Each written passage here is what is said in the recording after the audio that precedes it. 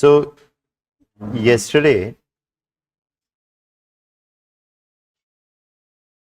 we were talking about the West Asia relationship, right? We've done the discussion on West Asia largely.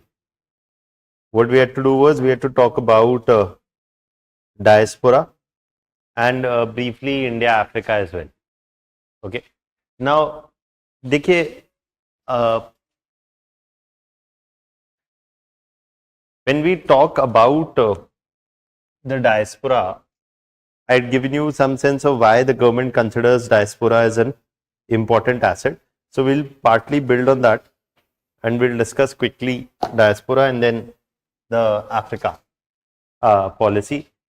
Africa is, अगर question आता है तो बड़ा straightforward आता है. In Africa, if they ask you a question, the whole world has gone crazy कि Elon Musk has bought Twitter.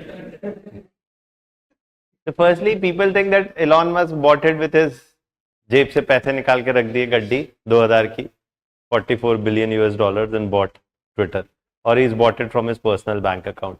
Most such deals are neither done from a personal bank account, nor is it the personal wealth of Elon Musk that he would have bought it with. In most cases in California, such kind of deals involve a whole series of funds. Musk is the face. It doesn't mean that he's the one उसने अपना सब कुछ बेच के Twitter खरीद लिया है, and then he's going to do something magic with Twitter. So whatever it is, but you see, this is how personality cults are built. See, if one company buys another company, it's a very usual thing in a usual scheme of things. Somehow the PR machinery of an individual makes naive people believe कि एक इंसान ने अपनी जेब से लेके $44 billion से he's bought, just like you buy a car. See, the impression is this right now, right? That just like you buy a car, somebody buys a house, somebody buys a plane, he's bought Twitter. कुछ नहीं है. It will as eventually surface over the next few weeks to months that it is a very thought through deal which Musk may be the face of it, but it is going to be a larger business decision made. Nobody has that kind of personal wealth sitting in their bank account that he is going to do something out of it. But here, today, I mean, what I'm kind of impressed with is the amount of sensationalism which works. Sensationalize everything as if it is happening for the first time. The world is talking about Twitter's acquisition as if one company is being acquired by another company for the first time in the world. Microsoft acquired this big sports company, Activision, for a huge amount of money. But nobody said Bill Gates acquired this big company. But this is how, PR works. People feel that they're reading news. Mostly all that they're reading is PR. Okay. So the good thing about good PR is when you don't realize it is PR. And you think it is news. क्या एक company ने किसी और company को खरीद लिया. Thank God no Indian bought it. Otherwise Indian media would have been like rising India. So maybe God knows who ends up buying what. Chaliye. Let's come back to the diaspora aspect. Now in the diaspora, आपसे अगर question आएगा, दो तीन तरह के question आ सकते हैं exam में. One is about the role. One kind of question can come from the role and significance of diaspora for Indian foreign policy.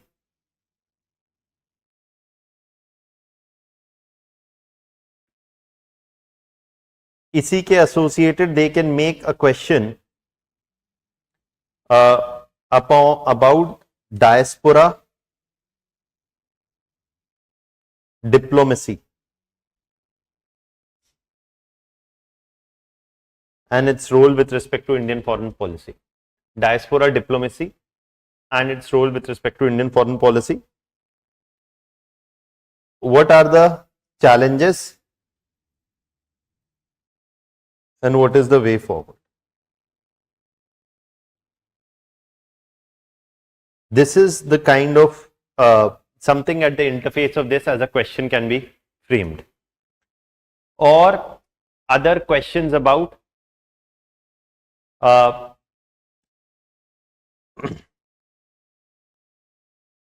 specific question more so with respect to diaspora that can come in your exam, and its importance has been brought to light by the current Ukraine crisis, also by so in the Ukraine crisis the government has launched that rescue mission Operation Ganga. I think before that, during the COVID period, when there were lockdowns being imposed across the world, you see what was launched, something that was called the Vande Bharat missions, right? Where the Vande Bharat missions were launched primarily to bring back Indian workers who were working abroad back to India. And while there was a lot of talk about the Ukraine crisis and some 30,000 Indians being brought back from Ukraine. So, and there were a number of editorials in the Hindu about the need of having a well-defined evacuation policy for the diaspora in times of conflict.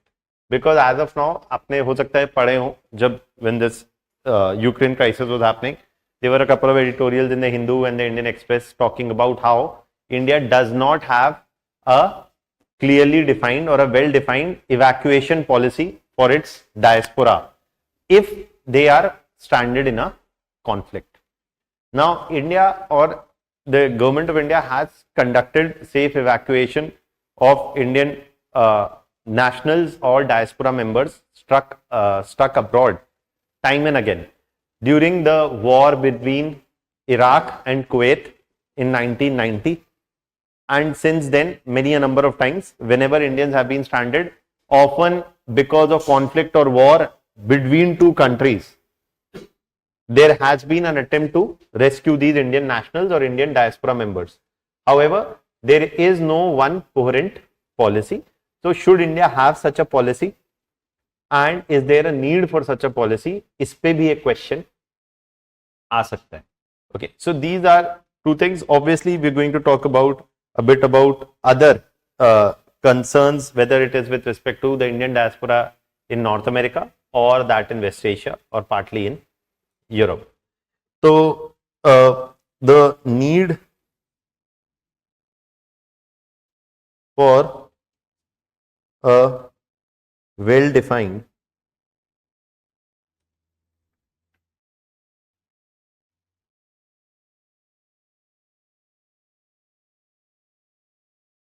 evacuation policy for the Indian diaspora. अब पहली बात तो ये है कि let's define the word diaspora. देखिए,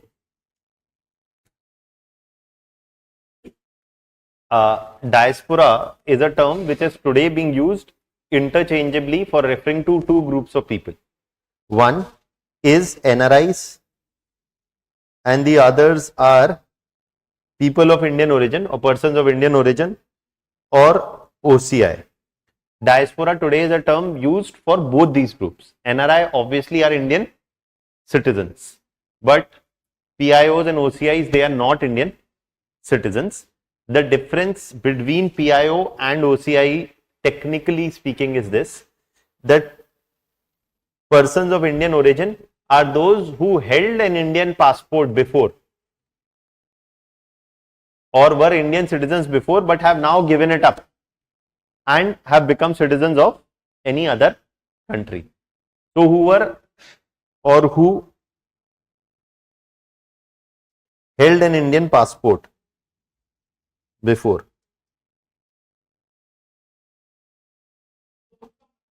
हाँ, अब कर दिए, लेकिन फिर भी टेक्निकली इन दो टर्म्स में एक डिफरेंस है.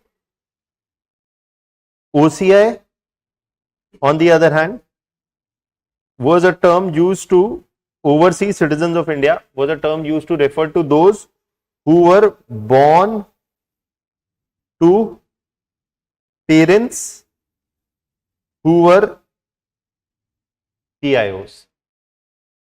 Those who never were Indian citizens before but are descendants of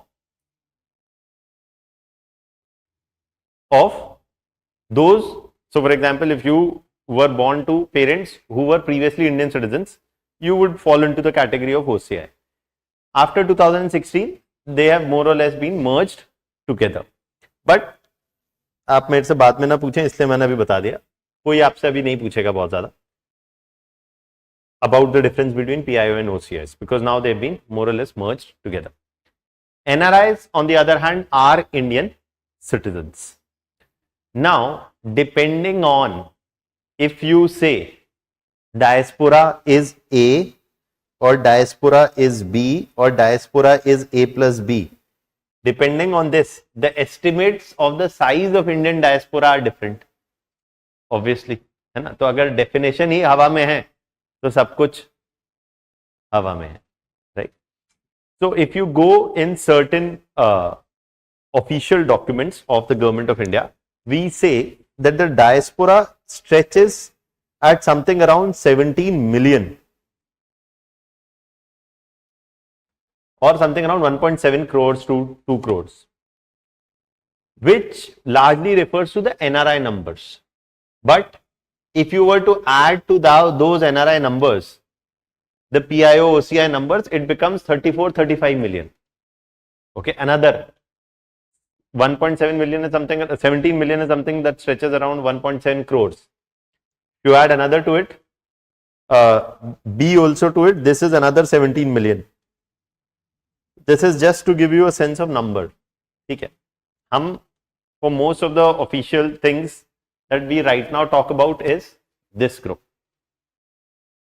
The government of India is constitutionally also bound to respond to the needs of NRI. यहाँ तो हमारा सिर्फ दिल है.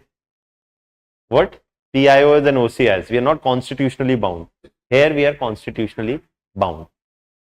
क्योंकि NRIs are what? Indian citizens. है ना? तो उस पे लिखा रहता आपके पासपोर्ट पे कि the passport, the holder of this passport who is the Indian citizen, the government of India will make all endeavor to ensure their safety within and outside India. तो मतलब देखिए फिर PR masquerading as सरकार ने 30,000 लोगों को बचा के ले आई. It seems that some government ministers have paid from their pocket or have done what is not their duty to rescue Indian citizens stranded abroad. When it comes to NRIs, it is their responsibility, something for which the taxpayer is paying money. But then obviously in India it becomes news today if people do their job. So वो भी ठीक है. But this is why it's important to understand the difference between two. Now when we talk about having a policy to engage the diaspora, however, we talk about that why should India restrict itself, or Indian foreign policy makers restrict themselves to tap only the NRIs, but they should also be willing to tap the PIOs and the OCIs. Okay. So when we talk about the pool that can be activated to achieve India's foreign policy interests, we are looking both at NRIs and PIOs and OCI. पहले बस एक broad ये understanding जरूरी है. Now let's first briefly talk about the evolution of India's diaspora policy. How India has evolved its policy with respect to its diaspora.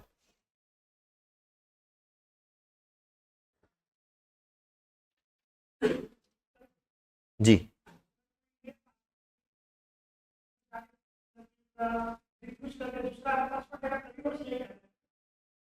Yes, as long as you are an Indian citizen, you will be a NRI. You're holding an Indian passport. India doesn't give dual citizenship, right? So if you're holding the Indian passport, you cannot hold any other passport. If you automatically take anybody else's citizenship, you automatically relinquish Indian citizenship.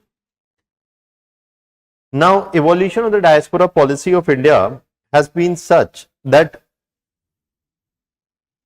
during the 1950s up till the 1980s, India's policy of engaging the diaspora was a very limited policy. In fact, here diaspora basically referred to those Indians who had settled abroad and or people of Indian origin who had settled abroad. While engaging this diaspora, Nehru made it clear that our policy is that it is not India's responsibility. India doesn't have any responsibility towards whom? PIOs और what PIO और ये OCI ये जो terms हैं ये सब बहुत बाद में आए. Okay, but India doesn't have any legal responsibility towards people of Indian origin who have given up Indian citizenship.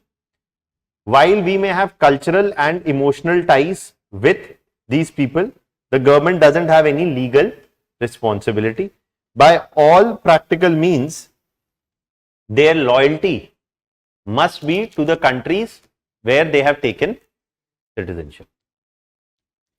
Why did India say so? Because in 1950s there was a big Indian presence in many countries where questions were being raised about the loyalty of Indians. जो आपने हो सकता है नहीं पढ़ा हो कई जगह, जैसे in Myanmar. Okay, in Myanmar or Burma, back then there was a significantly large Indian diaspora, and please understand the history of Burma was this, that Burma was a British colony, and while the British ruled Burma, who were the lower level administrators? Indians. So Indians were the junior partners of British while the British colonized Burma. Once the British were kicked out of Burma, the next who were questioned for their presence in Burma were whom? Indians. Similarly, in Sudan, during the rule of Idi Amin, Indian businesses, Indian origin people used to do businesses in Uganda, and there was a significant Indian diaspora in Uganda. Idi Amin issued a statement during the 1970s saying all those who are not Ugandans must leave Uganda.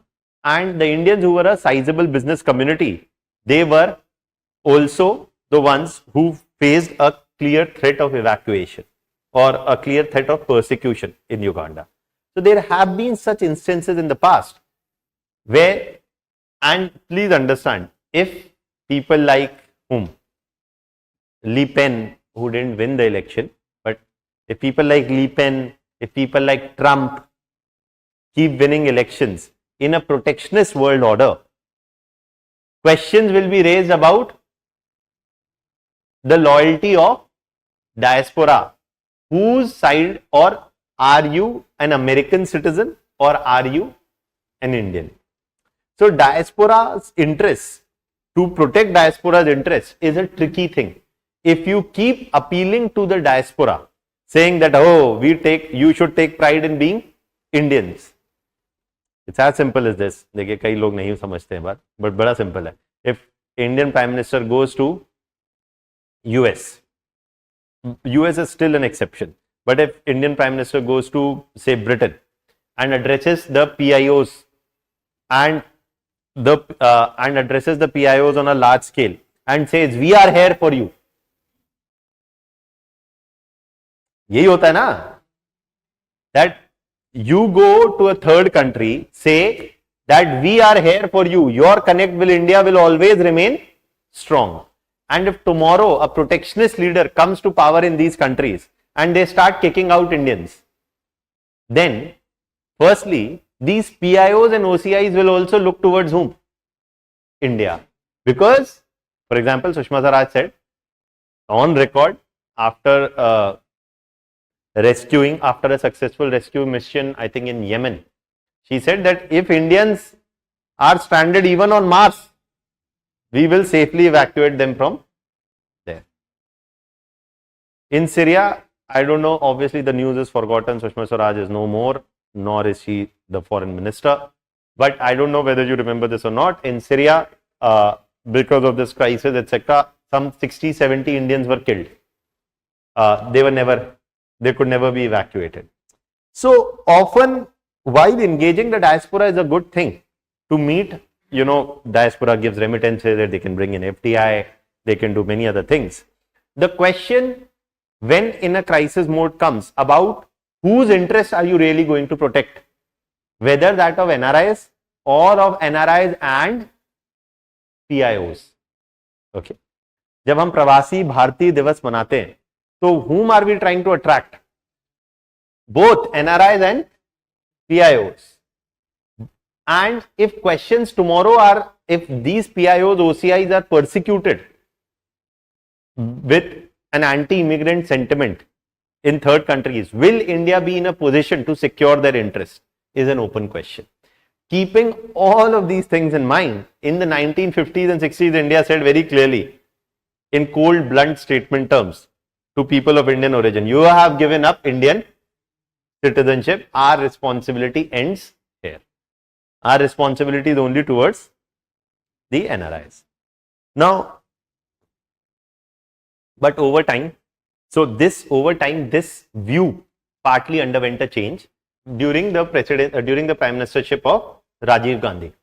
It is Rajiv Gandhi during whose time the telecom sector received a boost in India. India started opening up its economy, and also it is this time when Sam Pitroda, जैसे कई आप ऐसे चेहरा देख के आप लोगों को लग रहा है कौन सैम पिट्रोडा, कौन क्या, है ना? So Sam Pitroda and others were brought in from where? US, to actually be made the information ministers and give a boost to the telecom sector in India.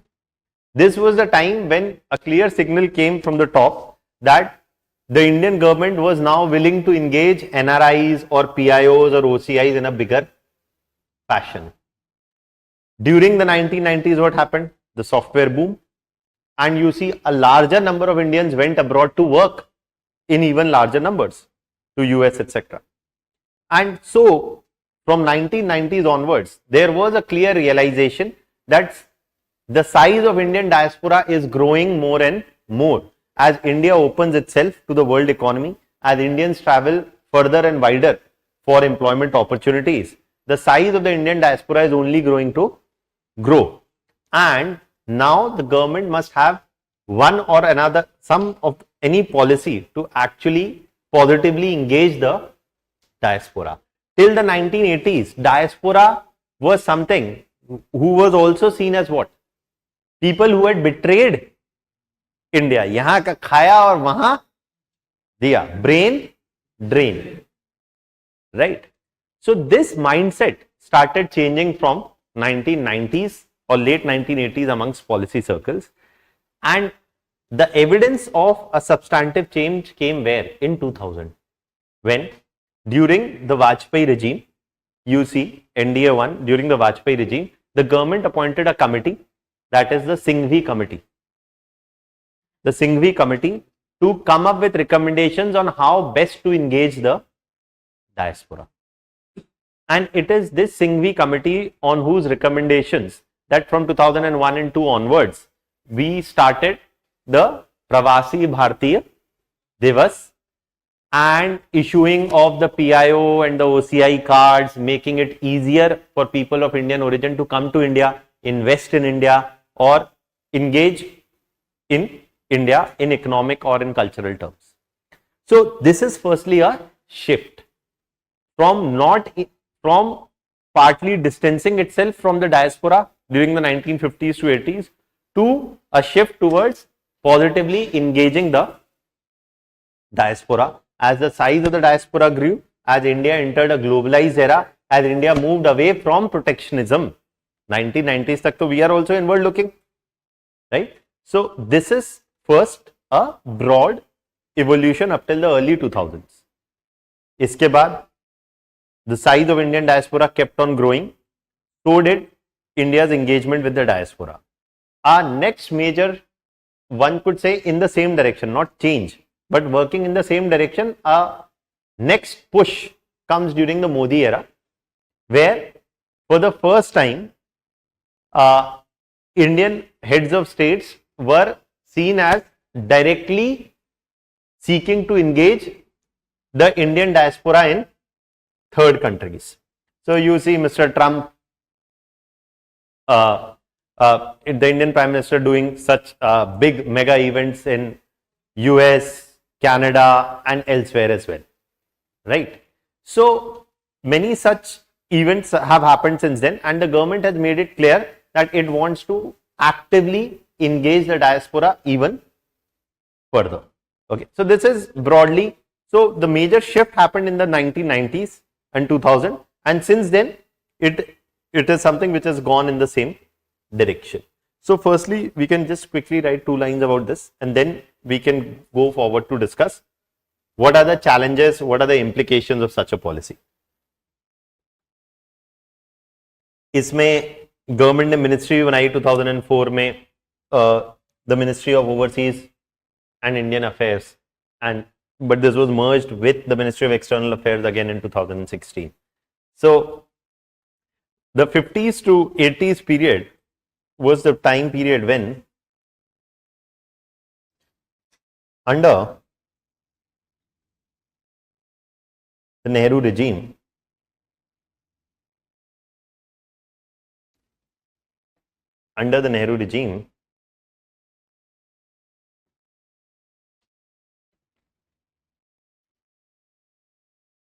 the government's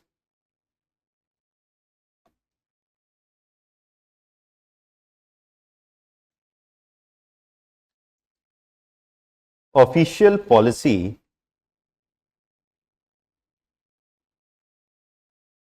argued that members of Indian diaspora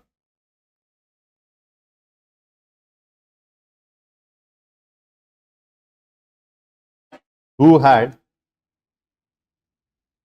adopted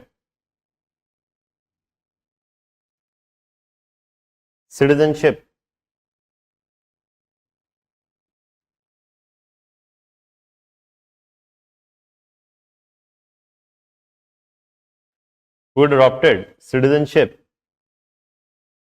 of third countries must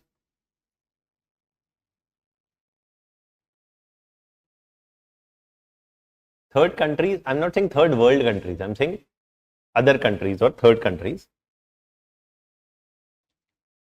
or you can, so if you have other countries, must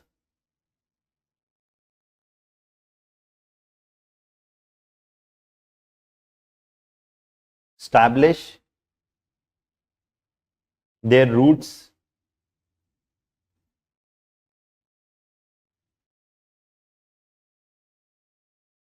in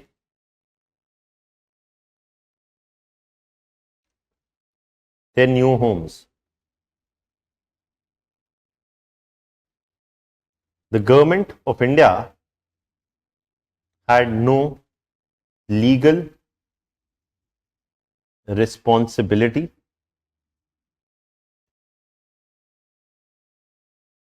towards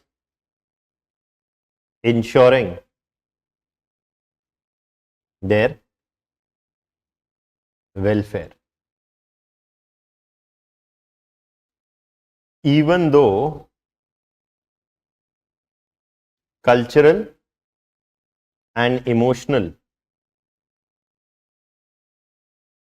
ties may persist. Even though cultural and emotional ties may persist.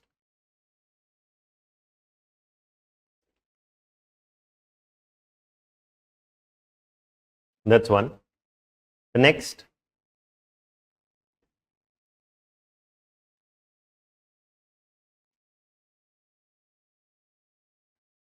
post 1986,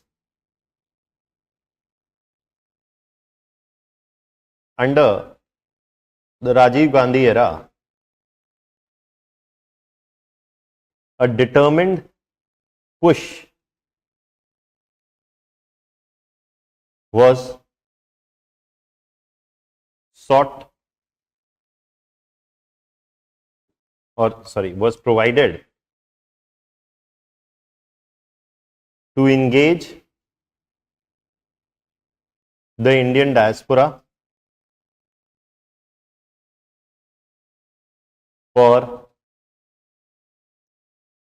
development in IT, telecom sector, etc.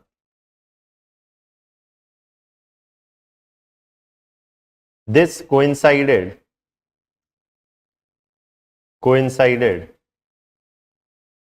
with efforts to open up the Indian economy, which had previously followed what? A protectionist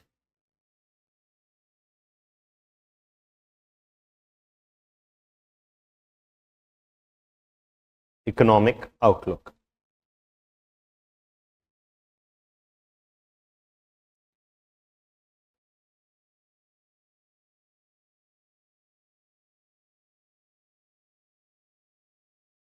By the early 2000s, we say that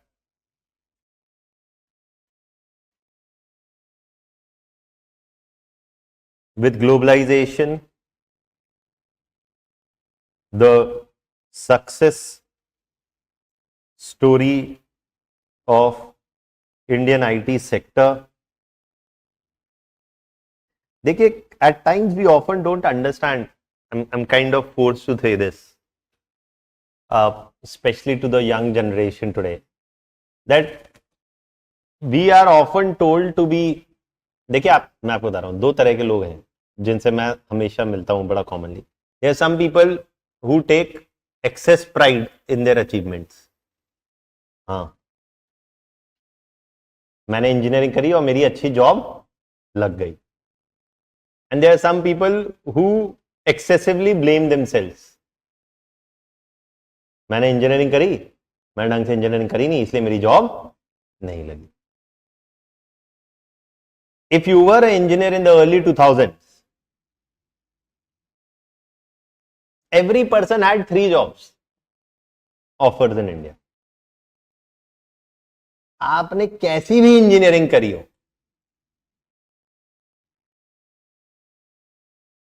and part of that because of the economic boom, which had much to do with globalization, which had much to do with the growing economic demand at the international level, something that benefited Indian companies and Indian workers. But that's not the case anymore today.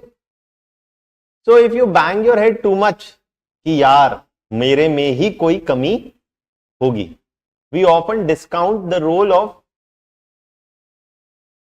history, luck, जो भी कुछ कह लीजिए आप.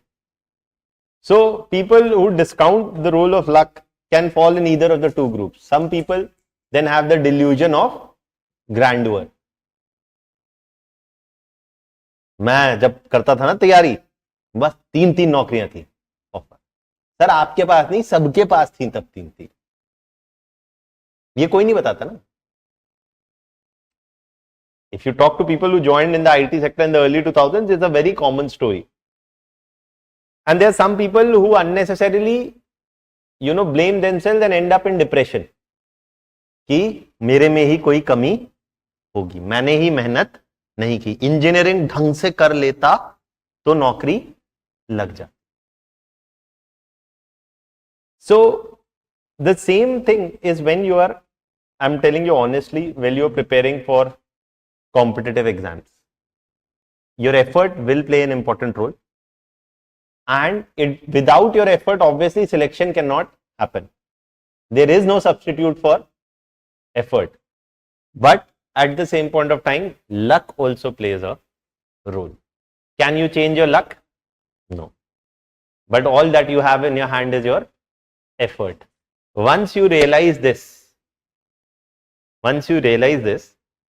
it should have a positive impact on your attitude. Meaning, you put in your effort and hope for the best outcome. If it happens, well and good. If it doesn't happen, don't blame yourself. Okay. I'm telling you because the habit that we are always trained into is success has many fathers, failure is a orphan. नहीं हुआ तो आप ही की गलती होगी. सब यही बोलेंगे, आप भी यही बोलेंगे, दोस्त भी यही बोलेंगे, रिश्तेदार भी यही बोलेंगे, है ना? So don't get into this trap. Otherwise, it's a big problem. And जब लोग बोलते हैं ना हमारे समय में हमने तो ऐसा किया था, ऐसे लोगों से तो और दूर रहिए, क्योंकि हमारे समय में कर लो फिर बात करते. सो आपके समय में हम नहीं थे, हमारे समय में आप नहीं है. तो don't compare Apple and oranges. So it's very easy for people who are on the other side, you know, once they become rich, successful, powerful, to give gyan about how, but times keep changing, and that is why one must be mindful of the fact and be easy on yourself. Don't beat yourself too much कि ये नहीं हो रहा, वो नहीं हो रहा. अरे आप आज जिंदा हैं, यही बहुत बड़ी अचीवमेंट है. पिछले 2 साल में जो मरा नहीं, ये कोई कम बड़ी achievement. If you have survived the past 2 years, it is a big achievement, sir. Physically, mentally, no, I am telling you, mentally, if people, the last 2 years is once in a, once in a century, probably more than once in a century kind of time, right? People have lost jobs, people have lost family members, people have lost livelihood, people have lost a lot of things. And also a lot of mental health, which anyways is not talked about in India, right? So give yourself credit also for this. है ना. और बोला कि हमारे समय, बोला आपने समय देखा ही कहाँ है, हमारा समय देखो आप, है ना. There is nothing in terms of you know, I don't feel इसलिए when people I'm telling you also, it's also a thing of mindset. एक साल for whatever reason, suppose people miss out on 1 year. Maybe you fell ill, maybe something happened in your family, maybe professionally, whatever. And then people keep banging them. एक साल खराब हो गया, एक साल खराब हो गया, एक साल खराब हो गया. Look at the last 2 years. पूरे दुनिया के ही 2 साल खराब हो गए. So it's partly a question of mindset, and that is why I personally feel don't take either too much pride in your success, nor take too much tension of your failures. है ना. इसी को Buddhism में भी वही कहा जाता है कि don't get too attached to anything. If you are able to do that, you will be on the right track. एक चीज और, the importance of time and situation, Indian text में भी कहा गया है कि I think that's said about Arjun, that though Arjun was a great archer, but मनुष्य नहीं बलवान है, समय होत बलवान. भीलों ने गोपन लूटी, वही अर्जुन वही बाण. Though Arjun was the greatest archer, he could not prevent the Bhils from raiding the cattle because it was not his time, it was not his place. तो टाइम की भी एक इंपॉर्टेंस है. आप होंगे कितने ही महारथी, अगर समय आपके साथ नहीं है कई बार, तो आपके हाथ में कुछ चीजें नहीं होती हैं. If you operate with this mindset, you will be able to. This is not the mindset for complacency. अरे छोड़ो यार, आज पढ़ना, जब समय आएगा अपने आप हो ही जाएगा. This is the mindset for dealing with failures. Maybe it was not my time. I must continue to put in my effort. When the time comes, my effort must be there. है ना. Without effort का तो नहीं है, but your time also has to come. खैर, so कई लोगों का टाइम आया था 2000 में, and they got IT sector full on job. हर कोई US जा रहा था. Everybody was going to US. US had an open market policy. It did not have protectionist leaders. The global economy was growing. There was no US-China war going on. Most people don't realize that now you are living in a decade. The coming 2 or 3 decades are not going to be easy decades for anybody. More so for the youth. As the world moves towards Ukraine तो झांकी है ना, बहुत कुछ बाकी है ना. If there is a Ukraine, there can be a Taiwan. Next, if such kind of conflicts happen, the world economy is going to take its time to probably come back to a period of high growth. If there is no world economy of high growth, then probably the world will be a difficult world to navigate in, है ना. तो इसी चीजों को ध्यान में रखते हुए अब आप क्या कर सकते हैं. यूएस और चाइना लड़ रहे हैं तो आप और हम क्या कर सकते हैं. एक चीज कर सकते हैं, ये रियलाइज करें कि ना हमारे हाथ में यूएस है ना चाइना, तो बहुत ज्यादा टेंशन नहीं लेना, जो है वो है. So with globalization, the success story of the Indian IT sector witnessed, or the success story of the IT sector was witnessed. Consequently, the size of the Indian diaspora working abroad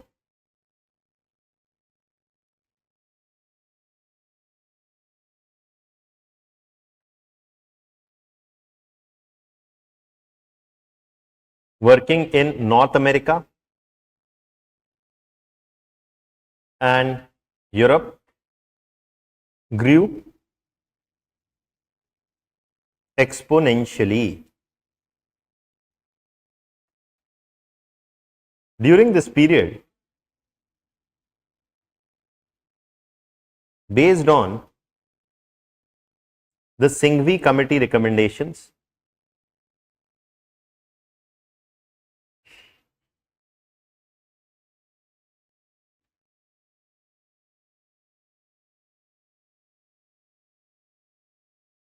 during this period, based on the Singhvi Committee recommendations, the Vajpayee regime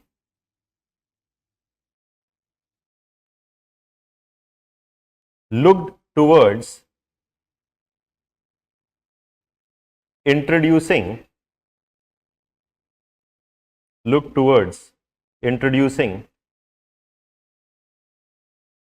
a proactive policy to engage whom? The Indian diaspora, which could act as a catalyst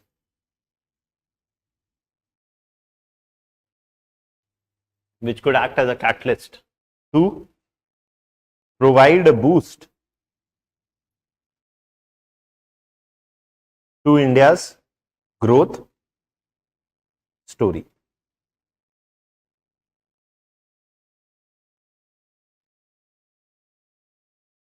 In 2002 onwards, the Pravasi Bharati Divas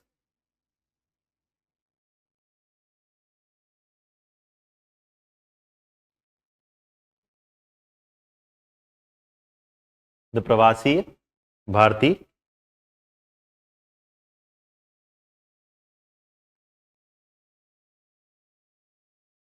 Divas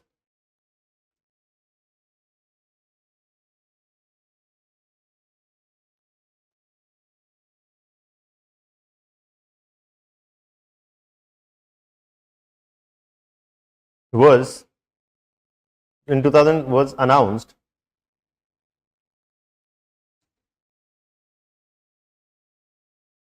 as a means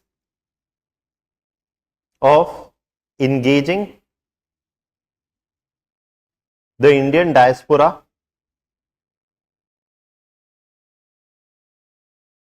settled abroad on a biannual basis. 2004, the Ministry of Overseas and Indian Affairs, the Ministry of Overseas and Indian Affairs was established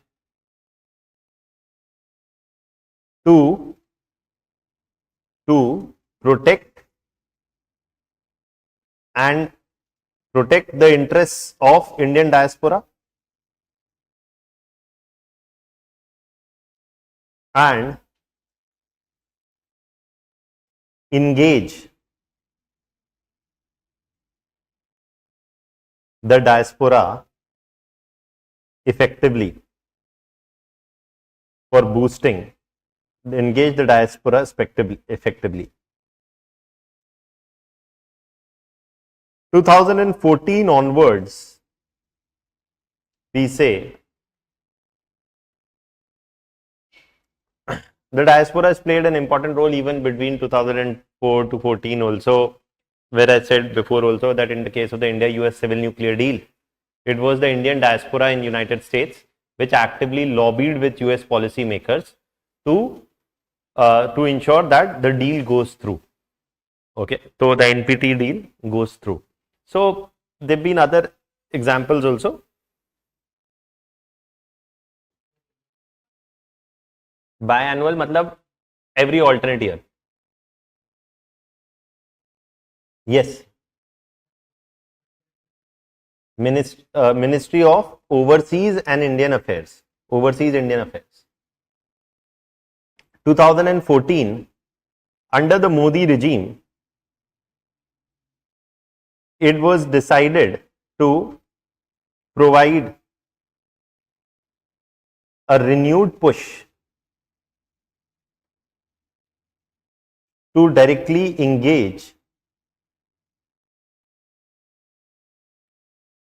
the Indian diaspora settled abroad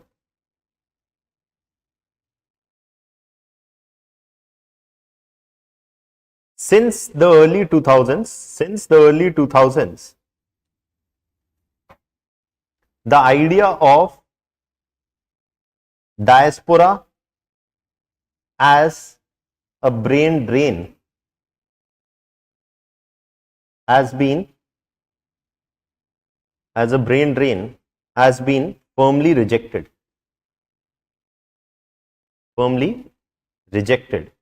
Instead,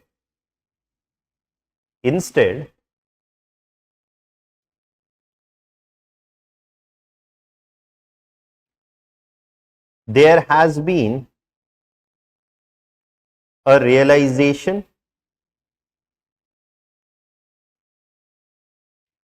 for a need. There has been a realization for a need to establish institutional mechanisms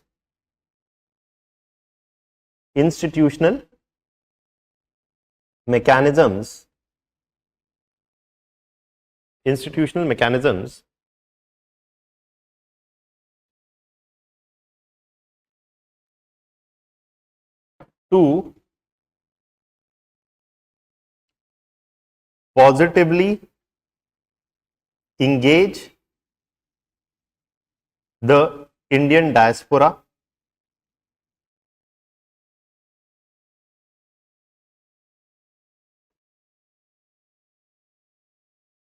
to boost India's growth story.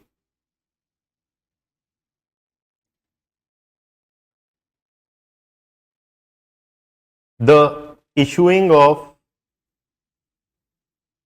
PIO and OCI cards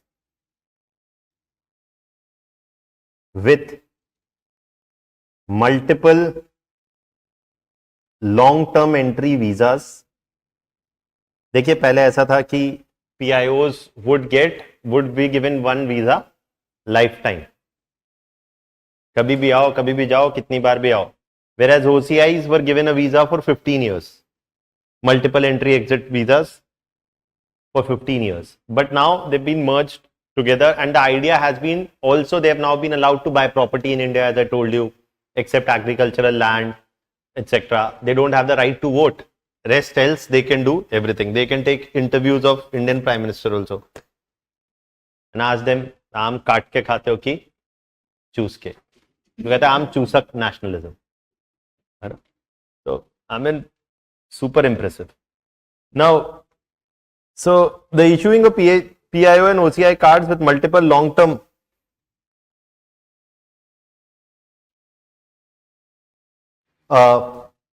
entry visas, liberal policies to allow PIO, OCI card holders to invest in Indian economy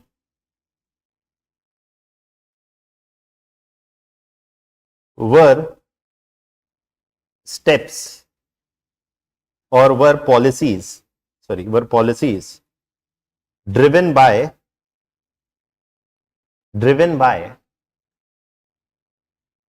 the idea that diaspora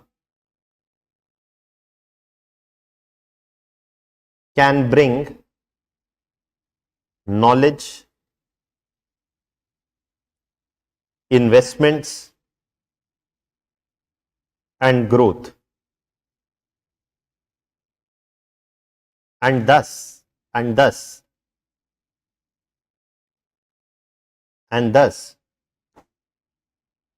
diaspora is a source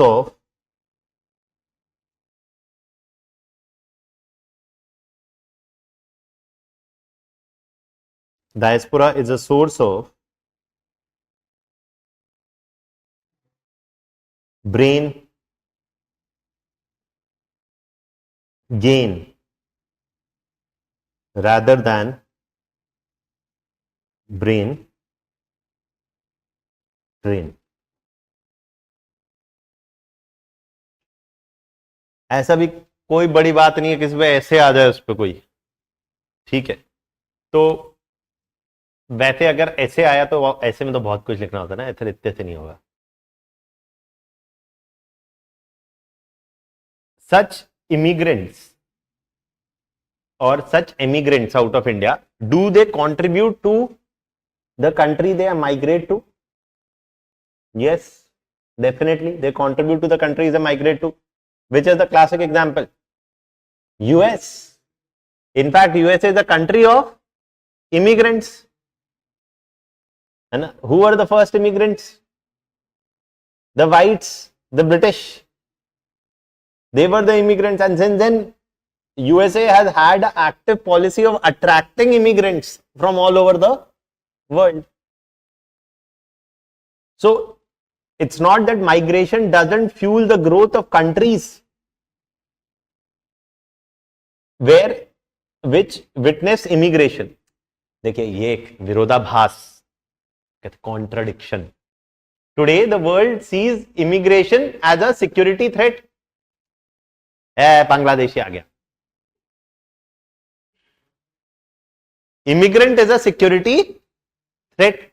This is a sign of a protectionist mindset, of a world which is today in a protectionist mindset.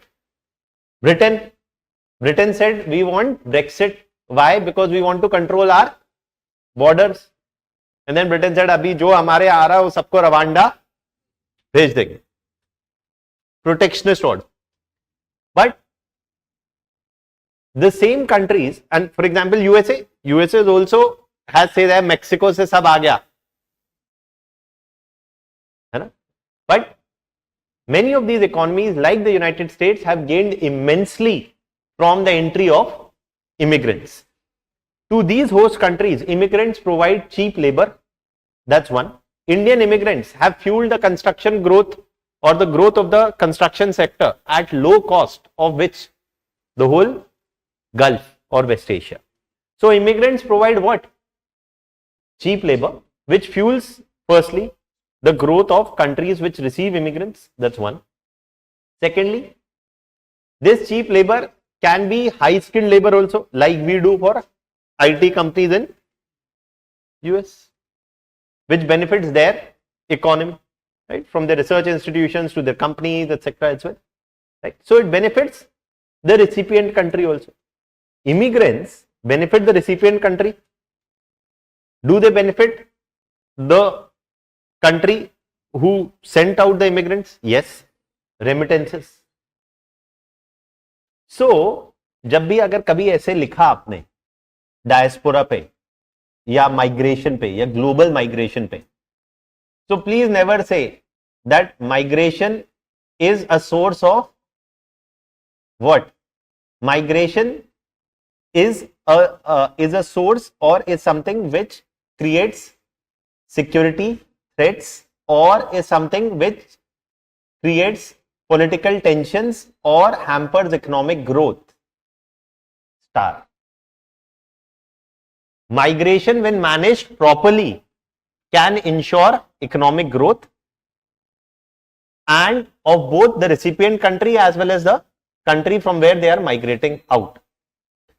But it has to be managed properly.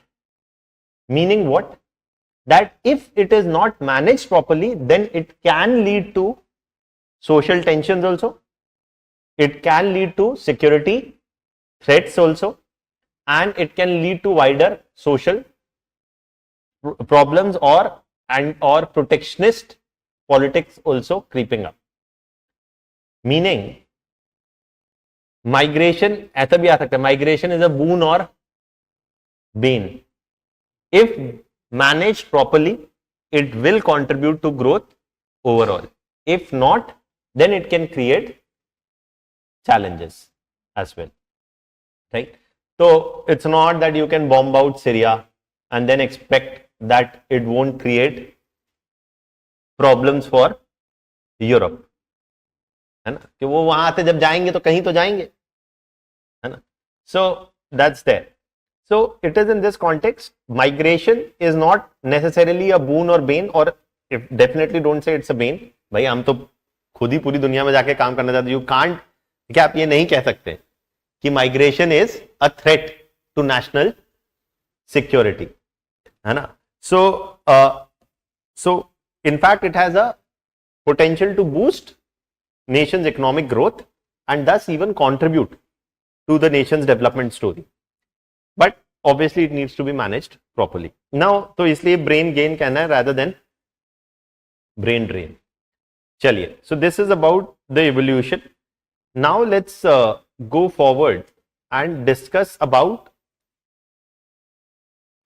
both significance and challenges. Significance के बारे में I had briefly talked yesterday also. I'm more interested in talking today about challenges. देखिए, if we were to talk about significance, firstly, the 17 million strong Indian diaspora sends back something around 84 billion US dollars in remittances.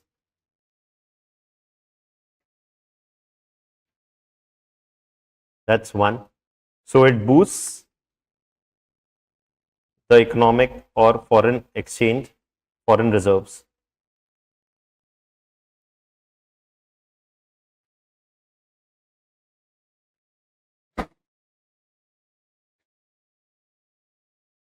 दूसरा फायदा भी होता है, ये वापस आते तो दोस्तों के लिए आईफोन, आईपैड सस्ते में ले आते. तो next is that the significance or the potential is this, that they are the instrument of projection of India's soft power. Okay, the diaspora can play an important role in the projection of India's soft power. So when it comes to a yoga or when it comes to Carnatic music, okay, many of these diaspora people are, while they are no longer in India, they are the ambassadors of India at the ground level.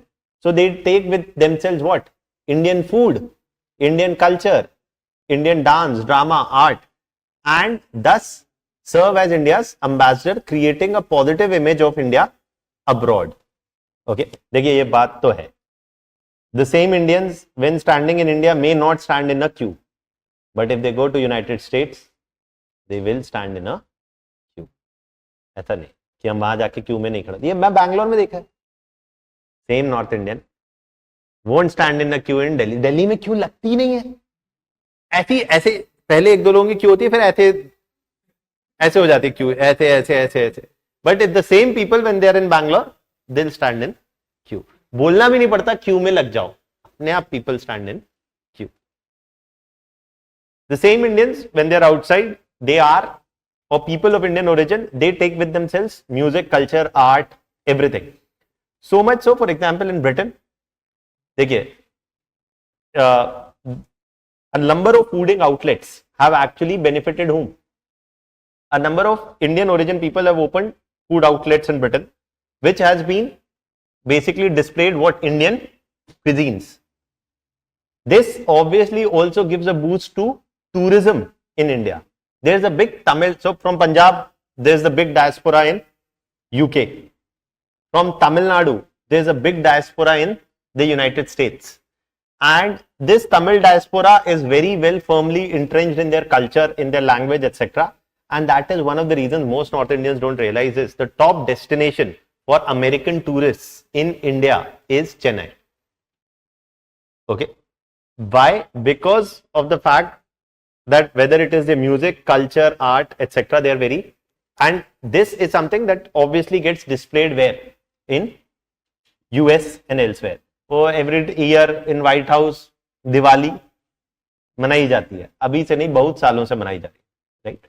So again, all of this basically, the diaspora thus firstly creates a positive image of India abroad, especially when you look at US. The Indian diaspora in US is 1% of US population, okay, but its influence is way bigger than its size. The Indian diaspora in US has created the image of a skilled, hard-working Indian worker.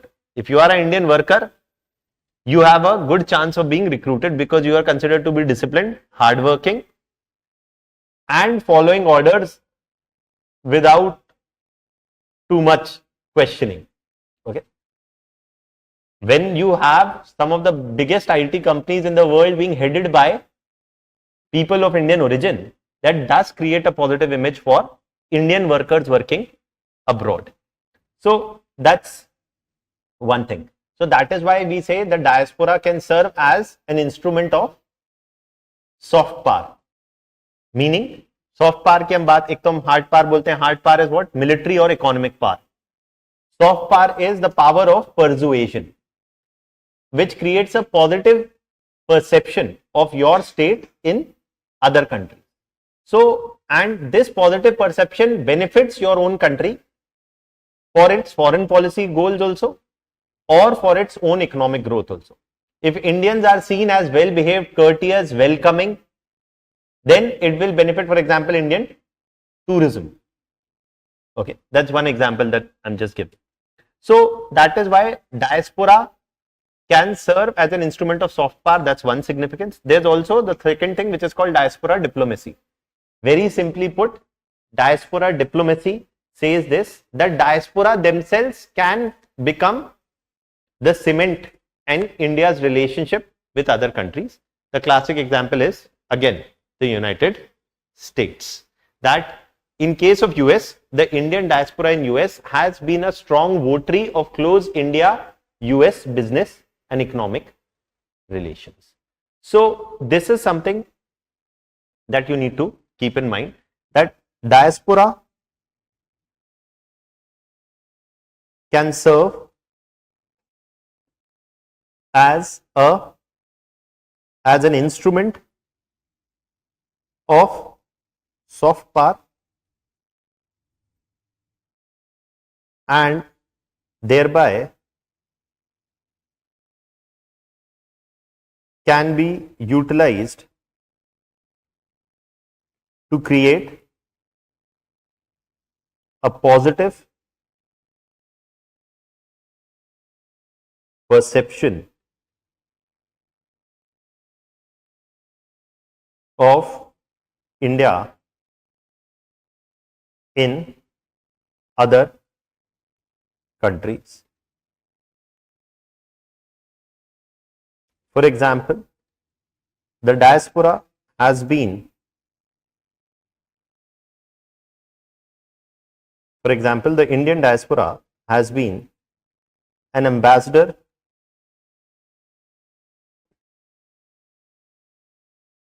For example, the Indian diaspora has been an ambassador of yoga, Indian cuisines,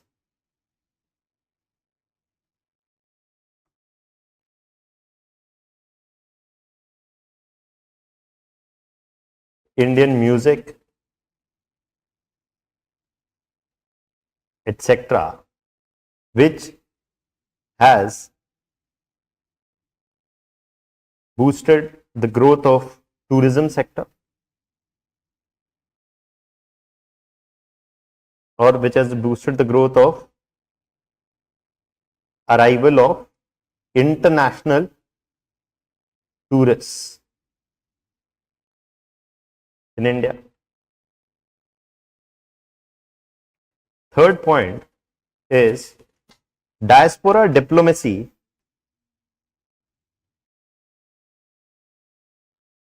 which involves actively engaging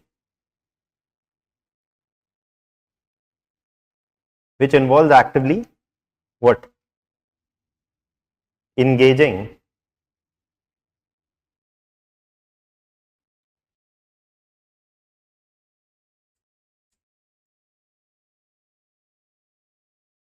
Indian diaspora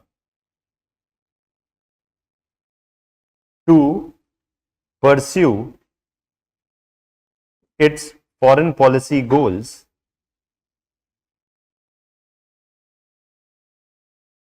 is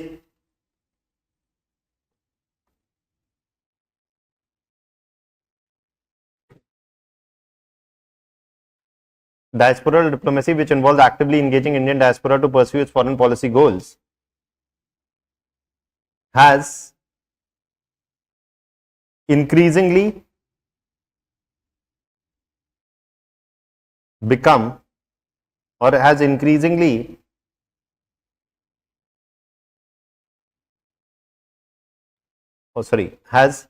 has witnessed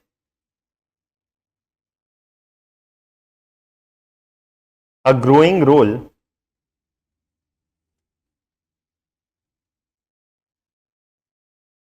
in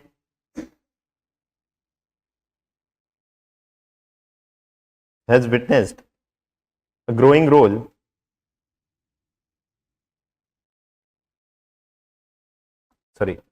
diaspora diplomacy which involves actively engaging Indian diaspora to pursue its foreign policy goals has witnessed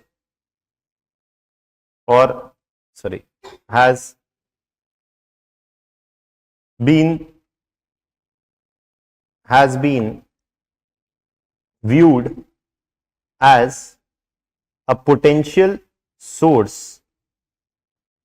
has been viewed as a potential source of strength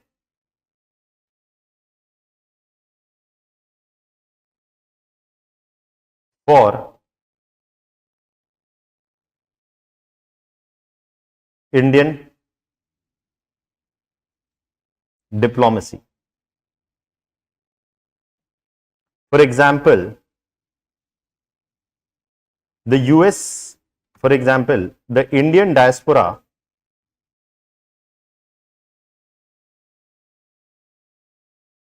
played a positive, proactive role. The Indian diaspora in USA played a positive, proactive role towards lobbying with US Senate in favor of the India-US civil nuclear deal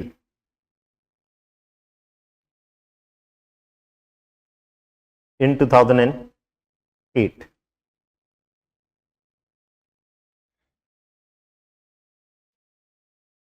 So this is the potential benefits or significance. Challenges. Challenges is what? दो ही major challenges हैं, आप समझ लीजिए. In fact अगर तीन भी कह सकते हैं. यस, देखिए एकदम सिंपल है भैया, जो इंडियंस वहां बैठे हैं, देखिए धंधा है सब. Firstly, the practical world, what is asking is how did the Indian diaspora actually play a role? I'll give you an example. Vikram Chatwal, हो सकता है आपने नाम सुना हो, नहीं सुना हो. जो असली नाम होते हैं वो कभी सुने नहीं जाते. तो ये सब चल रहा हो ना, मस्क वस्क, मैं आपको बता रहा हूं. For example Flipkart, this is a company owned by whom? Sachin Bansal, बिनी बंसल है घंटा. It is owned by Walmart. 77% of Flipkart's shares are today owned by Walmart. Walmart bought Flipkart. Do you know who is the owner of Walmart? Most people will find it difficult to. Some people have this habit of तो माहौल में बहुत मजा आता है ना, और आपको ये लगता है कि these people are running the show. They're not. Okay. So, वो एक अलग कहानी है. Coming to Vikram Chatwal, I was just giving the example of the India-US civil nuclear deal, not to divert. Chatwal heavily lobbied with US policy makers in favor of the India-US civil nuclear deal. Who is Vikram Chatwal? Vikram Chatwal is a owner of, आप Google कर सकते हैं, so owner of a big time number of chains of hotels in the United States. Chatwal also financed whom? The election campaign of Hillary Clinton in 2008. Chatwal also was given the Padam Shri by the UPA government. Chatwal also was charged by the FBI for illegally funding beyond limit. There's a campaign funding limit in the United States of Hillary Clinton. That's one example. There are many such big names and hooks which are of Indian origin and carry immense weight, but you don't hear about them. The Hinduja Group. The Hinduja Group owns क्या? Hinduja Group owns a very big company, HUL, the Hindustan Unilever Indian Limited. Many Indians feel like ये Hindustan Unilever Limited तो Indian होगी and Hinduja Indians होंगे. No. They are British citizens, obviously of Indian origin, but it is the Hinduja Group who lobbied with the United States in favor of the India-US civil nuclear deal. So these are two names. There are many other names of big Indian business owners and their counterparts of Indian origin there who lobbied in favor of the deal. Why? Because if India and US engage with each other more and more, then the possibility of India-US business and trade will increase, which will definitely benefit them as well. Okay. So, आप बस इतना याद रखिए. अब यहां थोड़ी लगे विक्रम चटवल ने ये किया वो किया, क्या जरूरत है, बस ऐसा ही होता है. अरे बस बस कैरी ऑन. चैलेंजेस, भाई हमें भी यहीं रहना है अभी. तो challenges, in terms of challenges,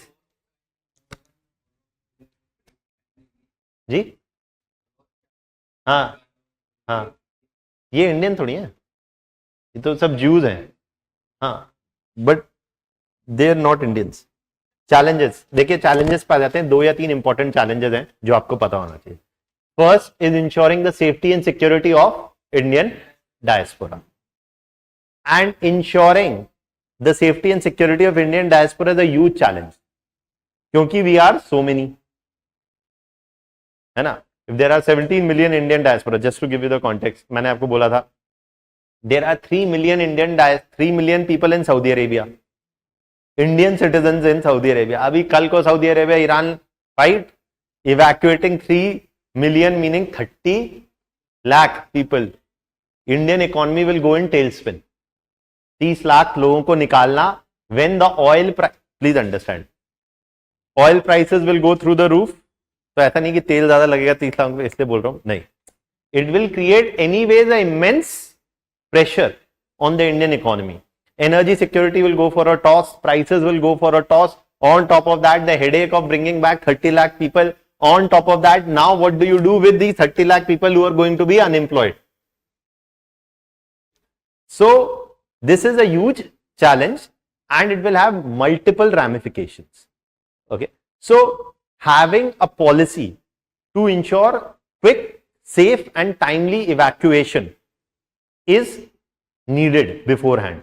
देखिए हमारी पुरानी आदत है, आग लग गई, अब ढूंढते हैं कि कहां कुआं खोदना है. While India doesn't have a evacuation policy, US, UK, Germany, France, all of them have a clearly defined evacuation policy which is put into operation beforehand. In an evacuation policy, what do you need to define? That, for example, that suppose there is an evacuation policy for Gulf. So basically the government will always have to what? Have resource allocation, that we often, for example, deploy military aircrafts for rescue missions. So which military aircrafts from where will be operationalized? But please understand, the biggest rescue mission that we have done till now is for 1.5 to 2 lakh people, which was done during the Gulf War in 1990-91. Okay, that is the biggest. अभी जो हम कर रहे हैं वो, for example, in case of Yemen it was 6,000 people, in case of Ukraine 20, 25, 30,000 people. Okay, and so these are very small missions, and if big countries face wars where huge Indian diaspora is this, that magnitude will be much bigger. It won't be possible to do it merely with a few military aircrafts or resources. You will have to press in civilian aircrafts and all other resources as well. So right now we don't have any such policy well defined where under law, जैसे आपने देखा होगा during COVID there was the Epidemic Disease Act, under which government said कि ये building हम will, or this building or this hospital will now come immediately under government control for the duration of the act or for 1 year or whatever. We don't have any such act which says that for the purpose of evacuating Indians, if the government wants to direct an order tomorrow to Indigo or to Jet or to Vistara, that you have to provide aircrafts and whom? Pilots immediately. Failing, if you fail to do so, then there will be penalties or punishments. We don't have any such law under which such kind of infrastructure can be pressed into service. We need such a law. क्योंकि 10-20 हजार ठीक है, जहां 5-10 लाख को evacuate करना है, it cannot be done by merely relying on few sources. Everything will have to be pressed into service. Okay, that's there. So that's one challenge, is to ensure the safety and security and ensure the safe evacuation in cases of geopolitical conflicts. That's one. The second challenge is, the second challenge, partly, if I was to say, is the challenge of what happens if in the case of the diaspora there is a economic crisis in the, so one is conflict rescue, but what if there is an economic crisis in the countries that they have migrated to? Okay, for example, if you look on West Asia, Indians in West Asia have been working in different groups or different levels. high skilled workers are also there, but there is a big chunk of Indian workers in West Asia who work in the construction sector.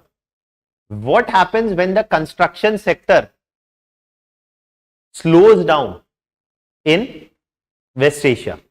A large number of these workers will lose jobs and they will come back to India. Does the government have any fund to what?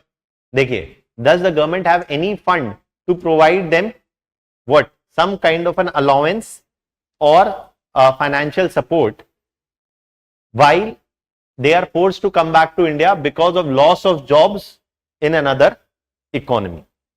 Okay, so एक तो है safe, secure, rescue, but ensuring adequate rehabilitation if there is an economic crash in many of these countries. That's also, for example, states like Kerala, which send a large number of workers to Saudi Arabia, etc. They have put in made some funds at the state level, so that when workers return, if because of some crisis, they are provided cash support or financial support for 3-4 months while they get back on their feet. Iska ek, for example, if I was to tell you the concrete thing, Saudi Arabia brought in a series of laws after 2015 and 16 called as the Nitikat laws. In the Nitikat laws, what Saudi Arabia is saying is they will reduce the intake of foreign workers in Saudi Arabia, which will obviously affect whom? South Asian workers, including Indian workers or Indian diaspora, NRIs, etc. So when they come back to India, you should have some policy of ensuring the welfare of whom? These diaspora workers who are returning back to India. ऐसे नहीं कि बस remittance भेजते रहो, कल को खत्म हो गया, अब कल तुम कौन और हम कौन. Okay, so that's the second major challenge. The third major challenge, if I was to say this, is that the Indian diaspora is a very heterogeneous diaspora, meaning it's not that all Indians who go to work abroad come from only one socio-economic profile or have common concerns. When the Indian diaspora who's working in US is the high skilled diaspora, white collar workers, their concerns are largely with respect to what? Visa policies of United States, or limitations on H1B visa which US may impose from time to time. But the Indian workers who are working in Gulf or West Asia, they are often blue collared workers, and बड़ा common practice है Saudi Arabia में blue collared workers का passport रख लेते हैं वो, और फिर बोलते हैं करो construction या housekeeping या whatever. So many a number of times these blue collared workers are exploited in West Asian countries, including in Saudi Arabia, etc. And their passports are seized, and without passport, aap kaun? Many a number of times these workers come to the Indian embassy there without a passport. Without passport, it's very difficult to prove their citizenship, or they require assistance, etc. So you see, the concerns of different members of the Indian diaspora are different. And so when we have a policy to engage diaspora, there must, within that policy, must also be a clear emphasis on what kind of policies, the kind of policy to engage and ensure the welfare of diaspora that we follow for North America cannot be the same for West Asia. Okay. Many a number, ऐसी बहुत problems होती है. For example, in West Asia, construction worker, Indian worker, passport be up, dies in a construction accident. Now his remains has to be brought to India. Who's going to foot the bill? The construction company is not. The employer is not. The government will have to. Okay. So having policies in place is the most important challenge. एक last challenge: can immigration pose?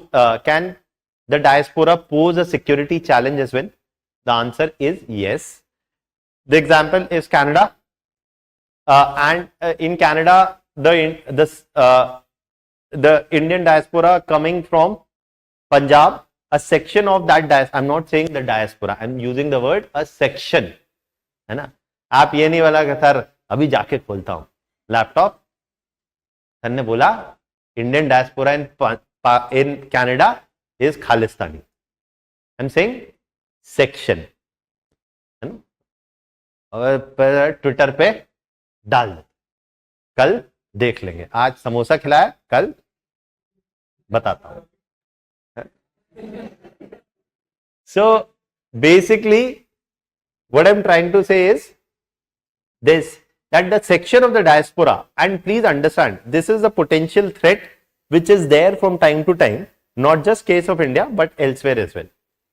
A section of the diaspora which may be involved in secessionist activities, may establish their base elsewhere and fuel insurgency or secessionist movements in India.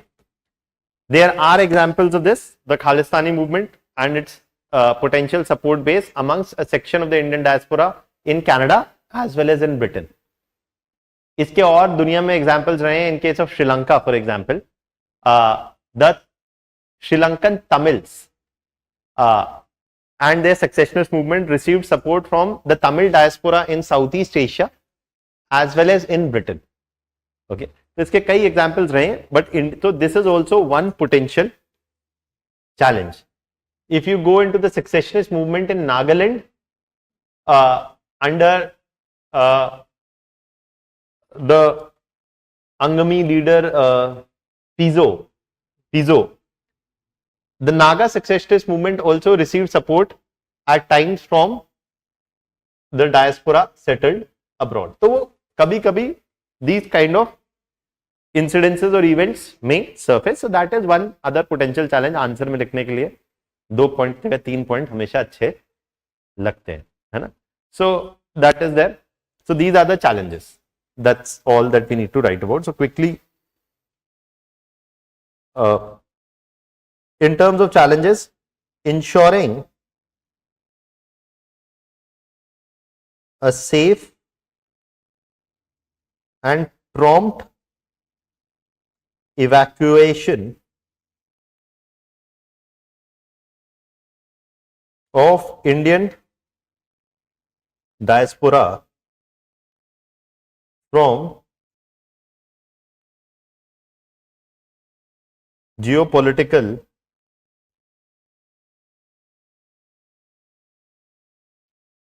flashpoints, wars, conflicts,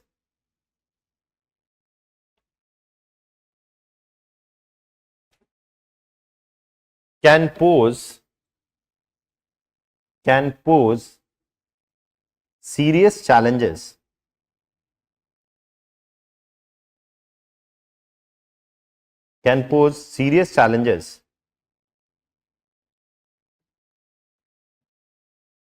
for Indian policymakers,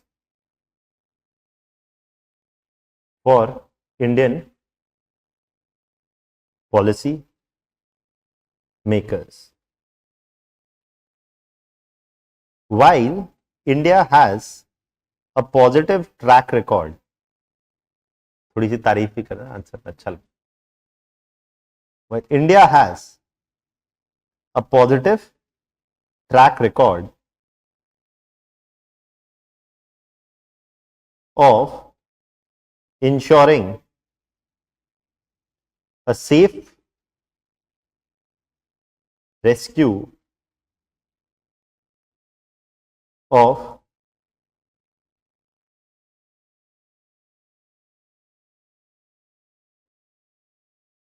Indian diaspora stranded abroad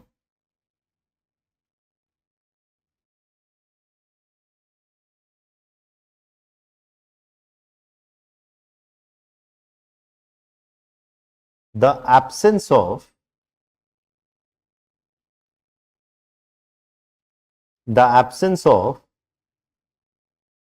a well-defined evacuation policy backed by law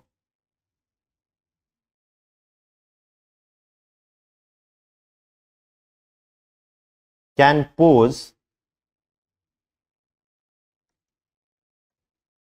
serious challenges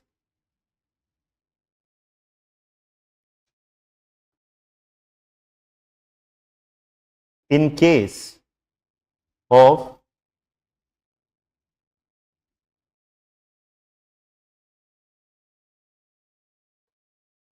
of wars or conflicts in countries with large Indian diasporas. For example, any serious conflict between, और ऐसा नहीं है कि नहीं लड़ सकते ना, Saudi Arabia Iran पक्के में लड़ सकते है ना. जैसे कई लोग like Ukraine, if Ukraine and Russia can fight, Saudi Arabia Iran can also fight, है ना. So what is there more so when Iran and US are anyways not in love with each other, so they can definitely, देखिए वो Trump होते तो कुछ भी हो सकता. If Trump would have been the US president, maybe things would have been different. Maybe Trump would have just gone ahead and said Ukraine is Russia's matter, let's focus on Iran, because Trump was more categorical about Iran, and it was argued that Trump had some soft corner for Putin and Putin had some soft corner for Trump, and that Putin helped Trump's campaign by spreading misinformation against the Clinton campaign, whatever. So God knows. But that doesn't mean that Trump would have been a messenger of peace. He would have gone ahead against Iran barrel and stock. Okay, and if he would have gone against Iran and Saudi and Iran fought, and then that's a bigger nightmare for India. So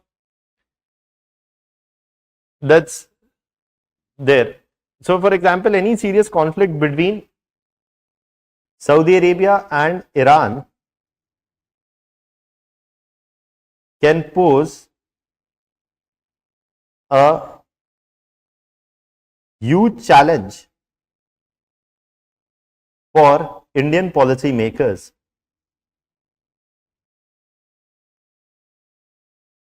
as they may face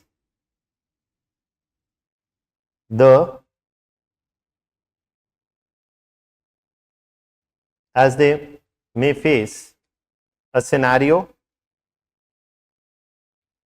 of evacuating 3 million Indian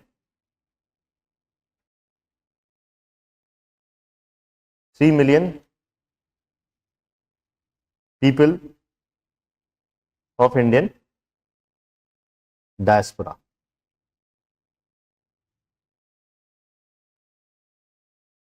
From Saudi Arabia. Takshashila Foundation did a study on the same, a scenario study. Ki suppose fighting happens and India has to evacuate some 3 million workers from Saudi Arabia.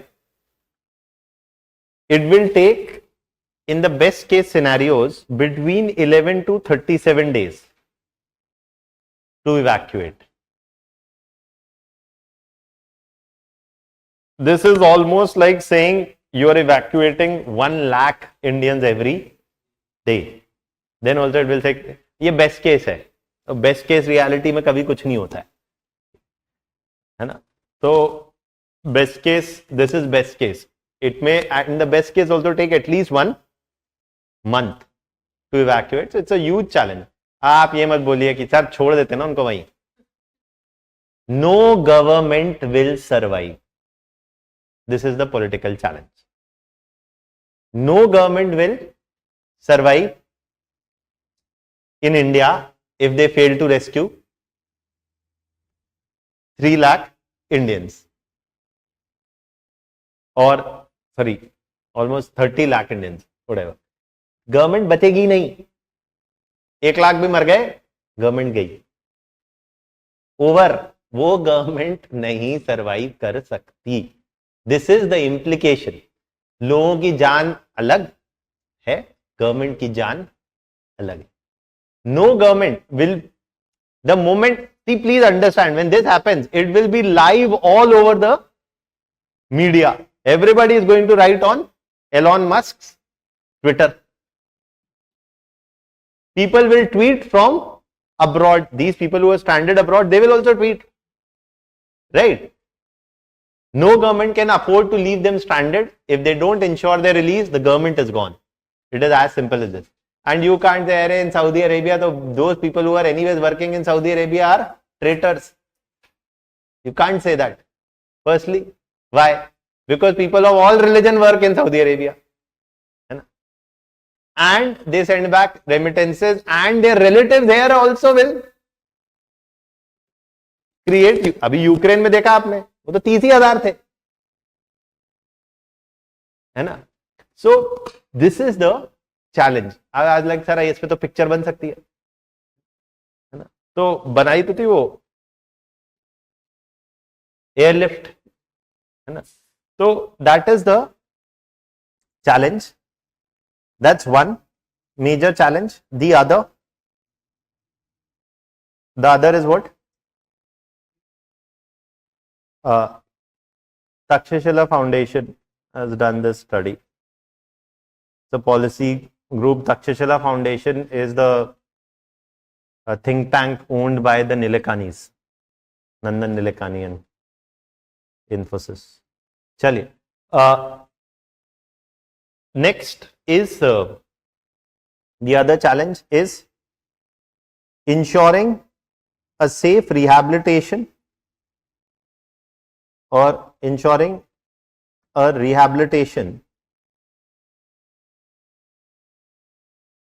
of diaspora members who return to India in the event of a geo-economic crash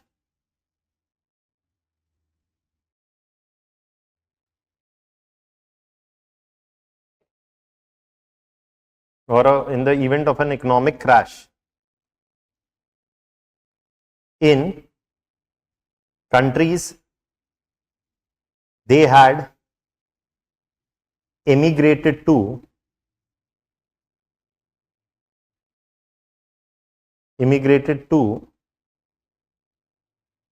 earlier can pose further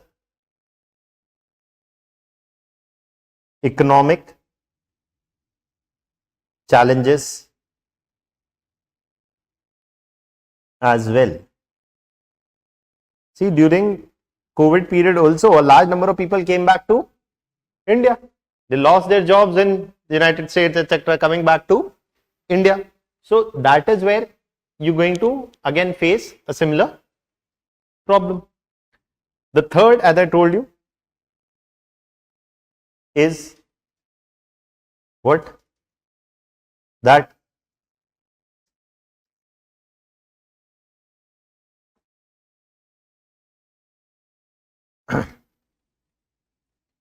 Indian emigrant groups settled abroad or section of Indian immigrant groups settled abroad can at times pose a security challenge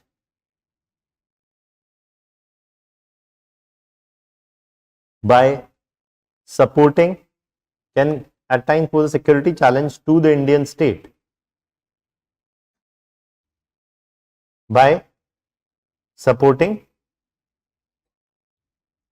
secessionist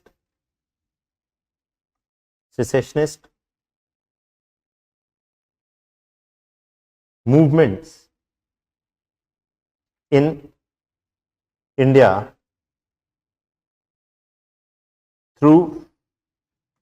in India. For example, section of Indian diaspora in Canada, and UK has supported the Khalistan movement during the 1990s and 2000s. So these are the challenges. What is the way forward? Have a policy. Have a policy backed by law to ensure a safe evacuation of Indian diaspora members and their adequate rehabilitation when they are rescued from any such conflict zones. है ना? अब क्या होगा वो Ukraine वाले बच्चों का, medical college में जो थे वहां, है ना? तो गवर्नमेंट ने बोला है कुछ कि मे बी उनको इंडियन मेडिकल कॉलेजेस में they will be given seat. वो चाइना वाले, तो कुछ government, this is what we mean by having what policy. यहां पहले प्रॉब्लम आती है, उसके बाद नीति आती है. Policy makers must predict what the future, the potential challenges that the future may pose, have policies in place so that when problem happens it is resolved. यहां पहले प्रॉब्लम आती है, then we think of policy, है ना? So that is how we will become Vishwa Guru. So this is the way forward, as I've already told you, that in terms of the way forward, there is a need for having a coherent, well-defined policy. There is a need for a well-defined policy for both safe evacuation and adequate rehabilitation. And policy के लिए fund भी चाहिए होता है. ऐसा नहीं है कि बस हवा में पॉलिसी बन गई without funds. One challenge if you were to add here, you could also add was that the needs of Indian diaspora are also heterogeneous. There is no are heterogeneous and hence policies when formulated must be customized to the needs of Indian diaspora, whether that is in North America or in West Asia, etc. ठीक है, हो गया diaspora, इससे ज्यादा नहीं पढ़ना है on diaspora. India, Africa.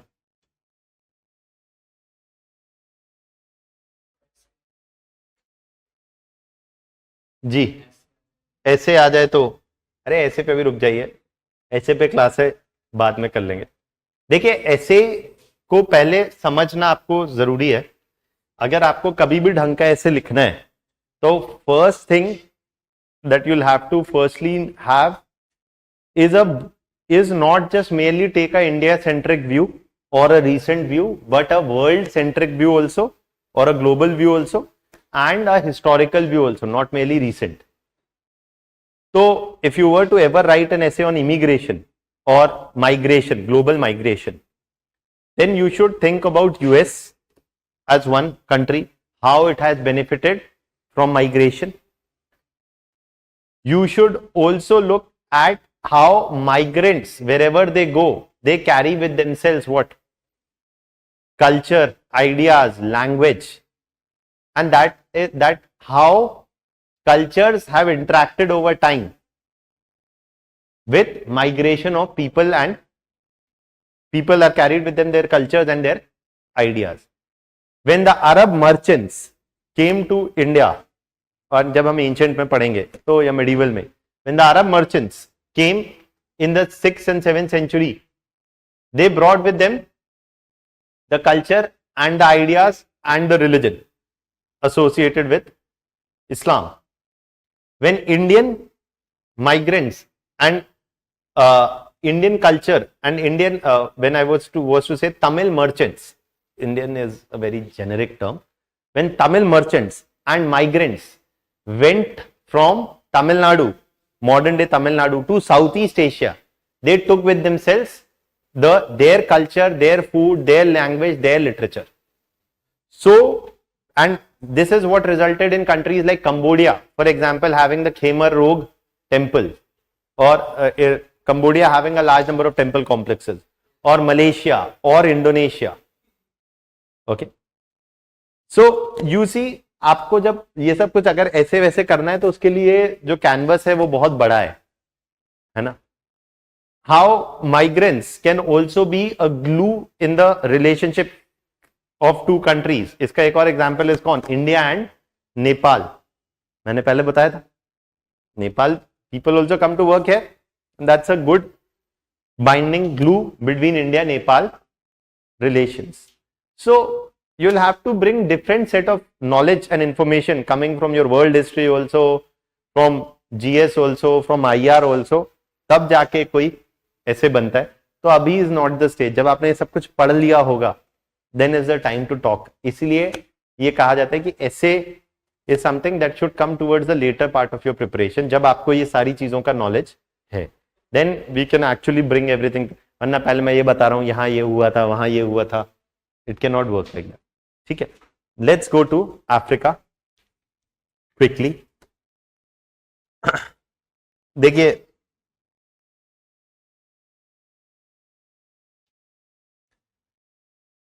Africa में दूसरे तरीके से पढ़ा देता हूँ. हैंड आउट दे दूंगा, मैं हैंड आउट खोल के पढ़ा देता हूँ. टाइम कम है, मुझे खत्म करना है आज अफ्रीका, है ना. See I will give you a handout for it's, वो मेरे हाथ से ही लिखा हैंड आउट है, so the writing may not be that great. So but still I think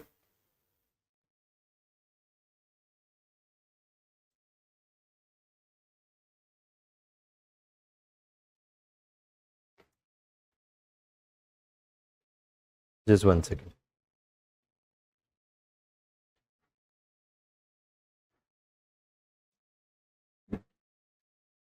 देखिए when we talk about Africa, question Africa से country level पे तो आता ही नहीं है. मतलब India Kenya relations, India south Africa relations, this kind of question is not asked. It's at the continent level. बस इतना ही पूछाएगा. द सिग्निफिकेंस और the potential of India Africa relations or its importance. So that is what is going to be asked. So we are only also going to have only a broad level understanding. ये मैं आपको बता दूं, अगर आपको अभी जीवन में पैसा कमाना है ना भारत के बाहर जाके, तो आप एक जगह जाइए, अफ्रीका. यूएस वाले ना आपको पूछ रहे हैं. the US and the European order is increasingly protectionist. Africa is a very potentially good destination. Indians, especially in English speaking African countries like Kenya, like Uganda, like South Africa, there is a sizable Indian diaspora. They are English speaking countries. There is a demand for skilled professionals there. It will obviously will not be a very it doesn't mean that the quality of life in these countries is going to be at par with European countries. Obviously, it isn't going to be there. That, nor is it going to be a very safe experience. But risk है तो जो भी है ना, that is there. But then people who have, ऐसा कुछ नहीं है. कई लोग बोलते हैं कि सर अफ्रीका है तो सेफ तो नहीं होगा. To these people I say, फिर आप कभी मतलब इंडिया में ढंग से रहे नहीं है ना. देखिए भारत में ऐसे कई जगह हैं जहां आप जाएं. देखिए मैंने तो कुछ बोला ही नहीं, आप ही बोल रहे हैं, है ना. अगर आप कुछ टाइम उत्तर प्रदेश, वेस्टर्न उत्तर प्रदेश के थ्रू, ईस्टर्न उत्तर प्रदेश के थ्रू बिहार, और उसके आगे नॉर्थ ईस्ट चले गए अगर आप, है ना, फिर अफ्रीका इज केक वॉक हो जाएगा. इतना पेन नहीं है. So that's there. Just one second. हाँ हाँ, मैं गया हूं बिहार, बस गया ही हूं. Just one second. I think there is a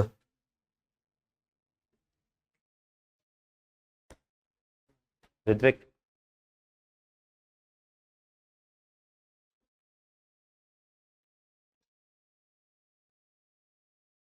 Wi-Fi connect कर देना.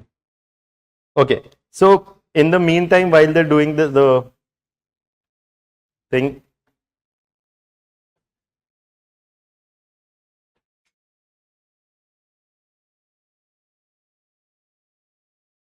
let's come back. I'll just quickly talk about Africa. देखिए, when we talk about Africa from your exam point of view,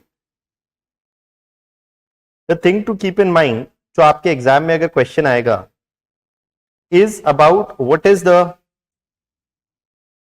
key objectives of India's Africa outreach.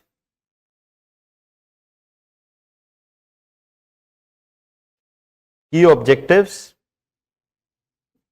challenges, and the way forward of India's Africa outreach. Question आएगा तो इसी पे आएगा. Needless to say, there is partly a China factor. Okay, to India's Africa outreach as well. While the African continent is a huge continent with 54 countries, and there is enough space for both India and China to grow or engage in Africa. Clearly, China has been increasing its presence in Africa on a very big scale, and that has caused a certain amount of concern for whom? India. It has caused also obviously concern for the United States, etc. Also for countries like France. Why France? Because when you go into the history of Africa, you will find that a large number of African countries are French speaking because they were earlier French colonies. Okay. So in fact in Africa, most countries, अगर उनके language के बारे में बात किया जाए, a number of them, West African countries are French speaking because they were French colonies. East African countries, many of them are English speaking because they were British colonies. इसके अलावा some of them were under the control of Germany also and other players also, but the big players were British and French. In fact, but obviously, so when we'll talk about what India must be doing in Africa,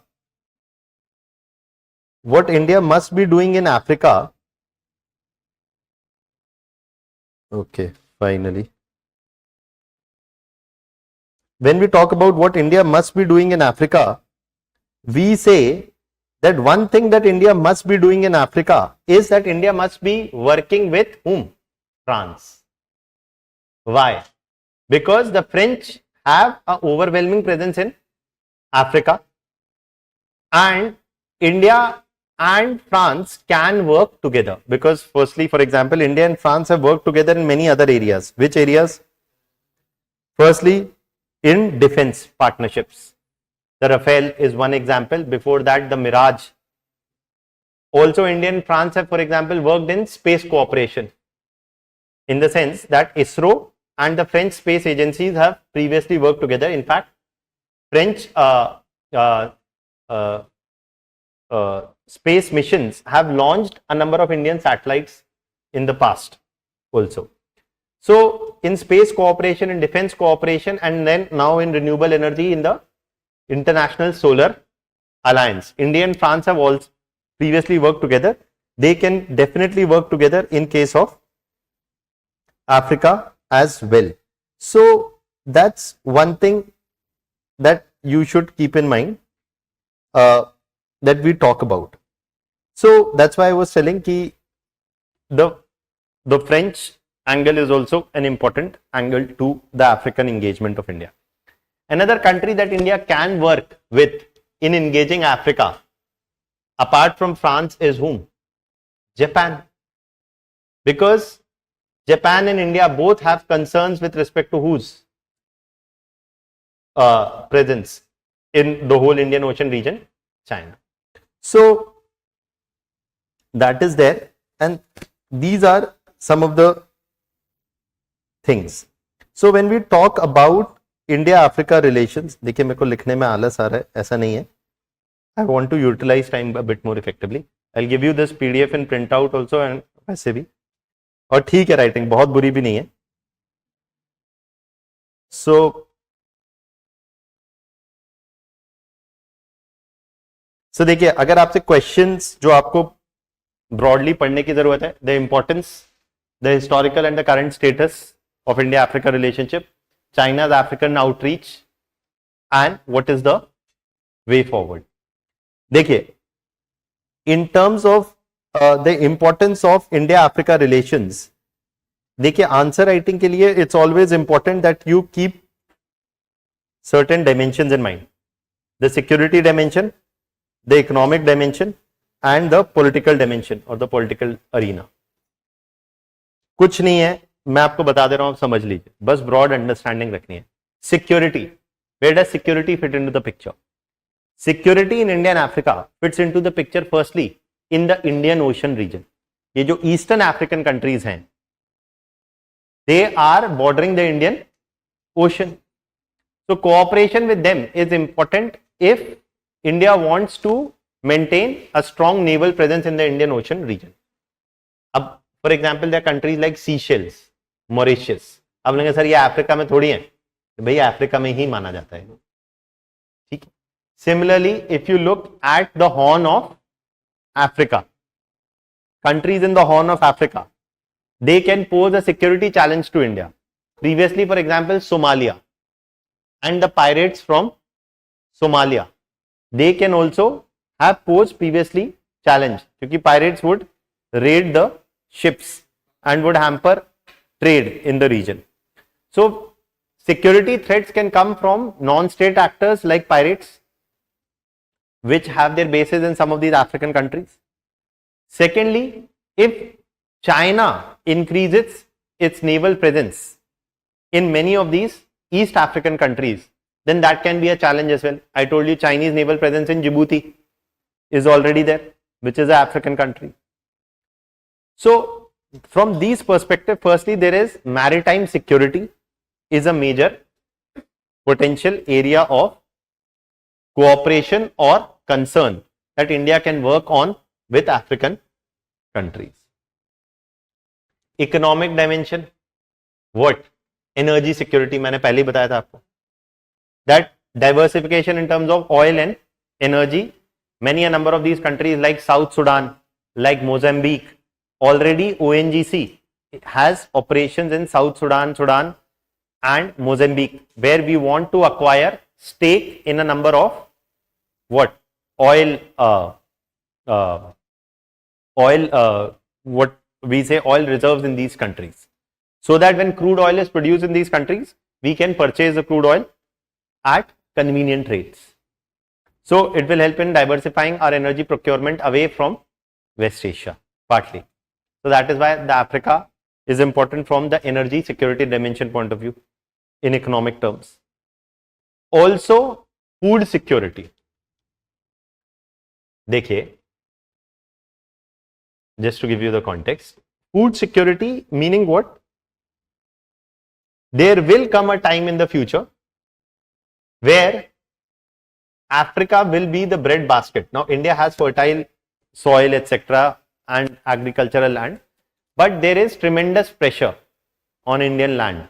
Right? There's a growing population. You need land for residential purposes. You need land for industries, etc. And so, for agriculture, you want to have farmlands outside India as well. Indian agricultural and Indian FMCG companies are buying land in African countries. To give you a context, FMCG companies from India are buying land in African countries like Ethiopia on a big scale. Indian agro companies have bought more than 6,000 hectares of land in Ethiopia. And Indian companies are not the only ones. Other companies from other countries are also buying. You can go and Google. Ramdev's company is also looking to acquire fertile arable land in a number of African countries. But other Indian agro companies have already done so. Okay. So why? Because the fertile agricultural land can be used to grow pulses or to grow, for example, wheat, rice, etc. And to meet India's energy needs also, India's food security needs also. Yes, I know we produce enough for now. But this is a long-term move. Okay. If they have Indian agro companies, if they produce food grains there, from there they can export to third countries also. They can bring it back to India also. Okay. देखिए बड़ा simple है. Indians also do agriculture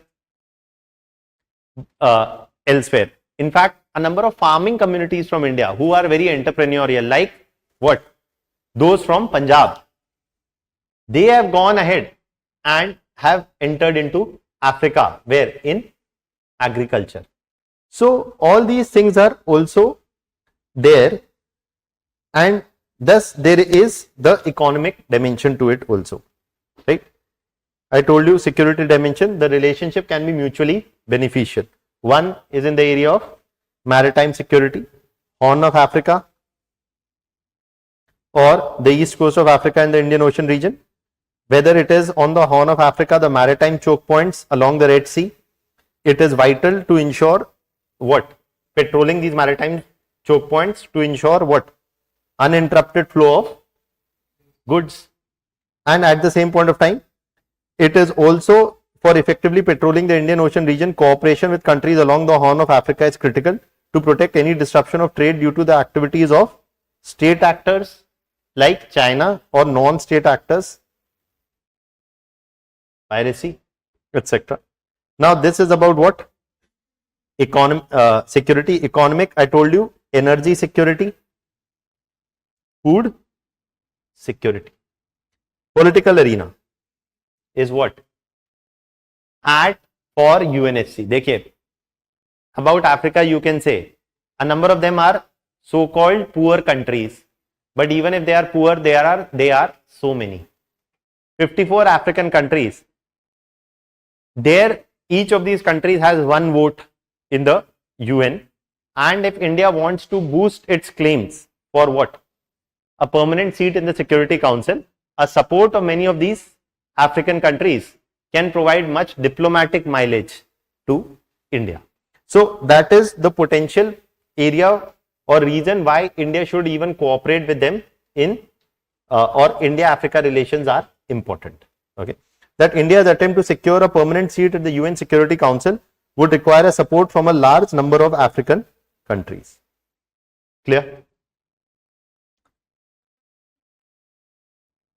That is another debate as to how useful a permanent seat in the Security Council is. Needless to say, a permanent seat in the Security Council will boost India's status at the international level, will also give India a major say in international affairs. Okay, so while there is positive benefits which will come, can come if India acquires a permanent seat in the UN Security Council, on a number of other questions also, whether it is dealing with Pakistan to dealing with many other things. Obviously, if we don't have to worry about a UN Security Council resolution against India because we have a veto power, this is on the assumption that if India gets a permanent seat in the UNSC with a veto power, then that's a very big thing. However, with more power also comes more responsibility. है ना, अभी हम बैठे हैं यार अभी Ukraine में जो भी हो रहा है वो तुम देख लो, रशिया और यूक्रेन आपस का, हम तो दोनों से दोस्ती चाहते हैं, right? Now that can't be an attitude of a permanent member of a security council. They are often expected to take sides. During the Cold War, Soviet Union took a clear side on the Kashmir question vis-a-vis Pakistan and India in favor of India. Vetoed all UNSC resolutions against India over Kashmir.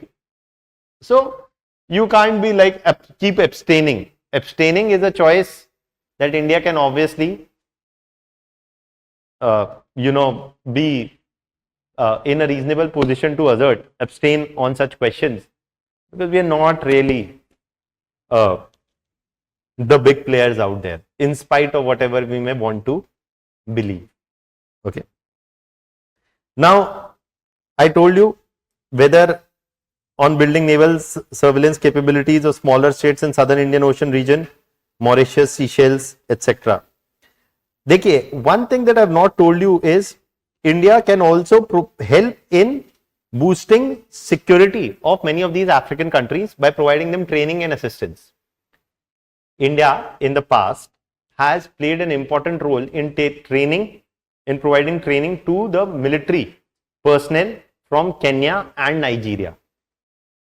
The Defense College in Nairobi in Kenya as well as in Nigeria has been set up by India.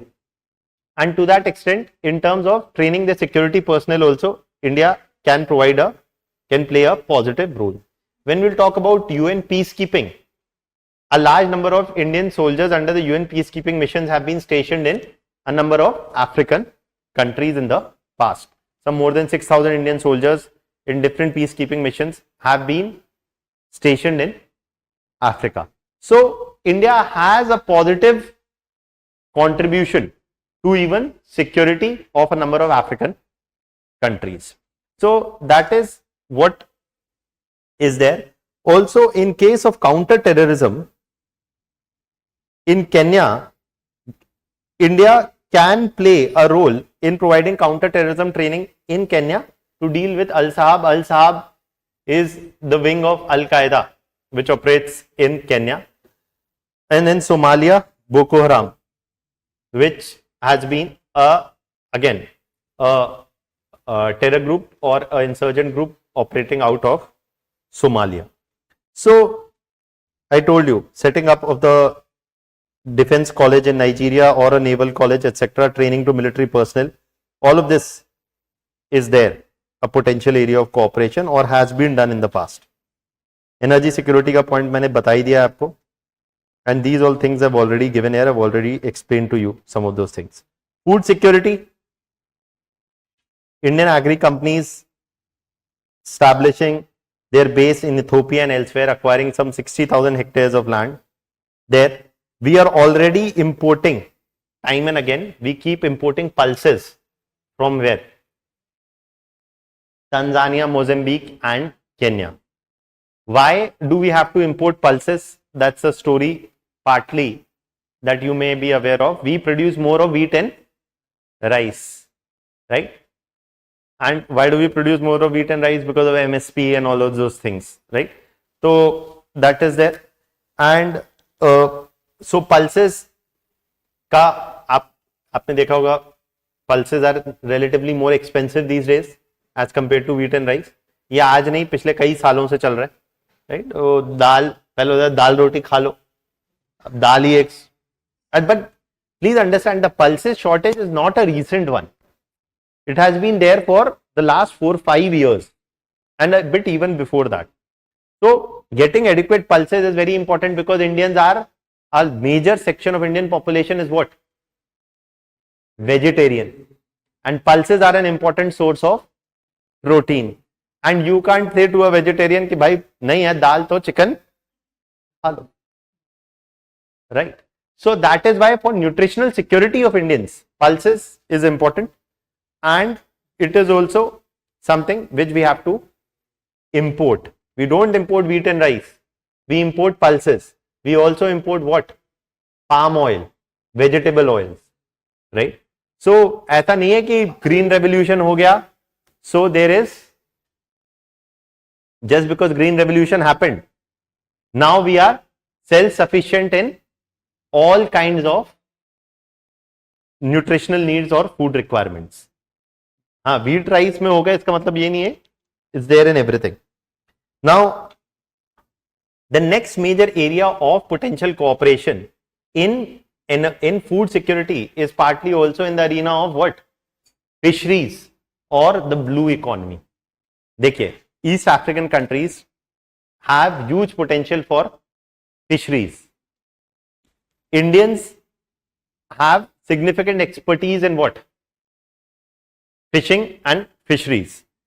जो हमारे coastal Indian states हैं, whether that's a Tamil Nadu or a Kerala or Andhra Pradesh, etc., they have huge potential for and expertise of fishing companies. These fishing companies can work in joint ventures or can operate also along the coastlines of many of these African countries.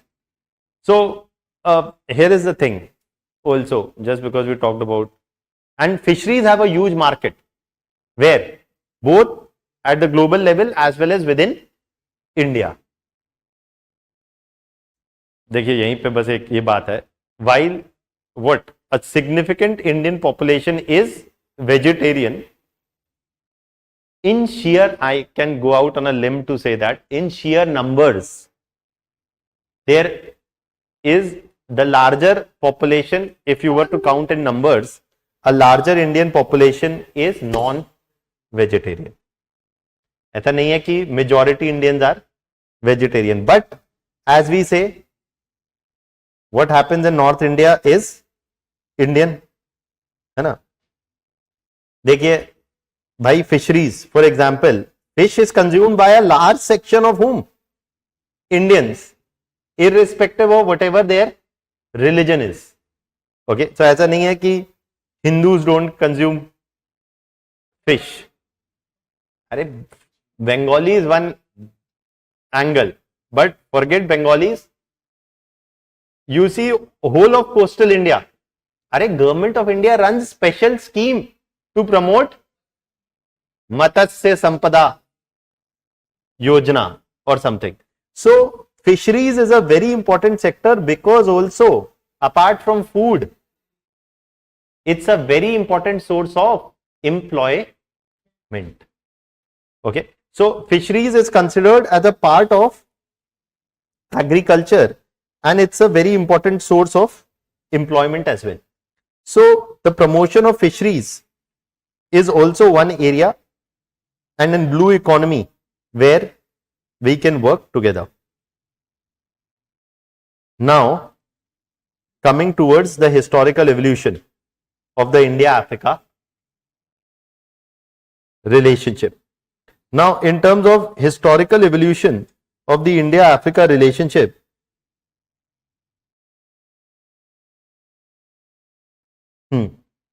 in देखिए आप लोग wait करिए, है ना?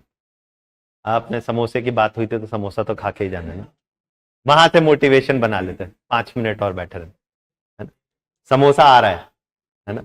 लेकिन जब तक आप पढ़ भी लीजिए, हाँ कोल्ड ड्रिंक भी आ रही. Now, okay, now when we talk about the historical evolution of the India-Africa relationship, देखिए थोड़ा सा एक चीज समझ लीजिए. 1947 onwards, if I was to talk about the evolution of the India-Africa relationship, it can be broadly understood in a couple of phases.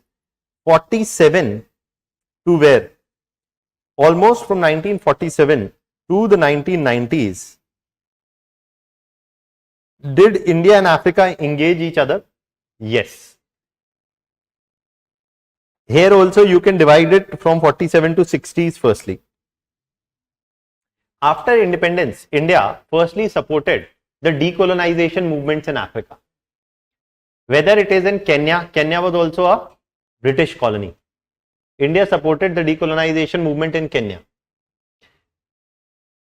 When it came to, Kenya was one example. When it came to other countries like Egypt, India had good cooperation with Egypt. In fact, Egypt and India were co-founders of the non-aligned movement.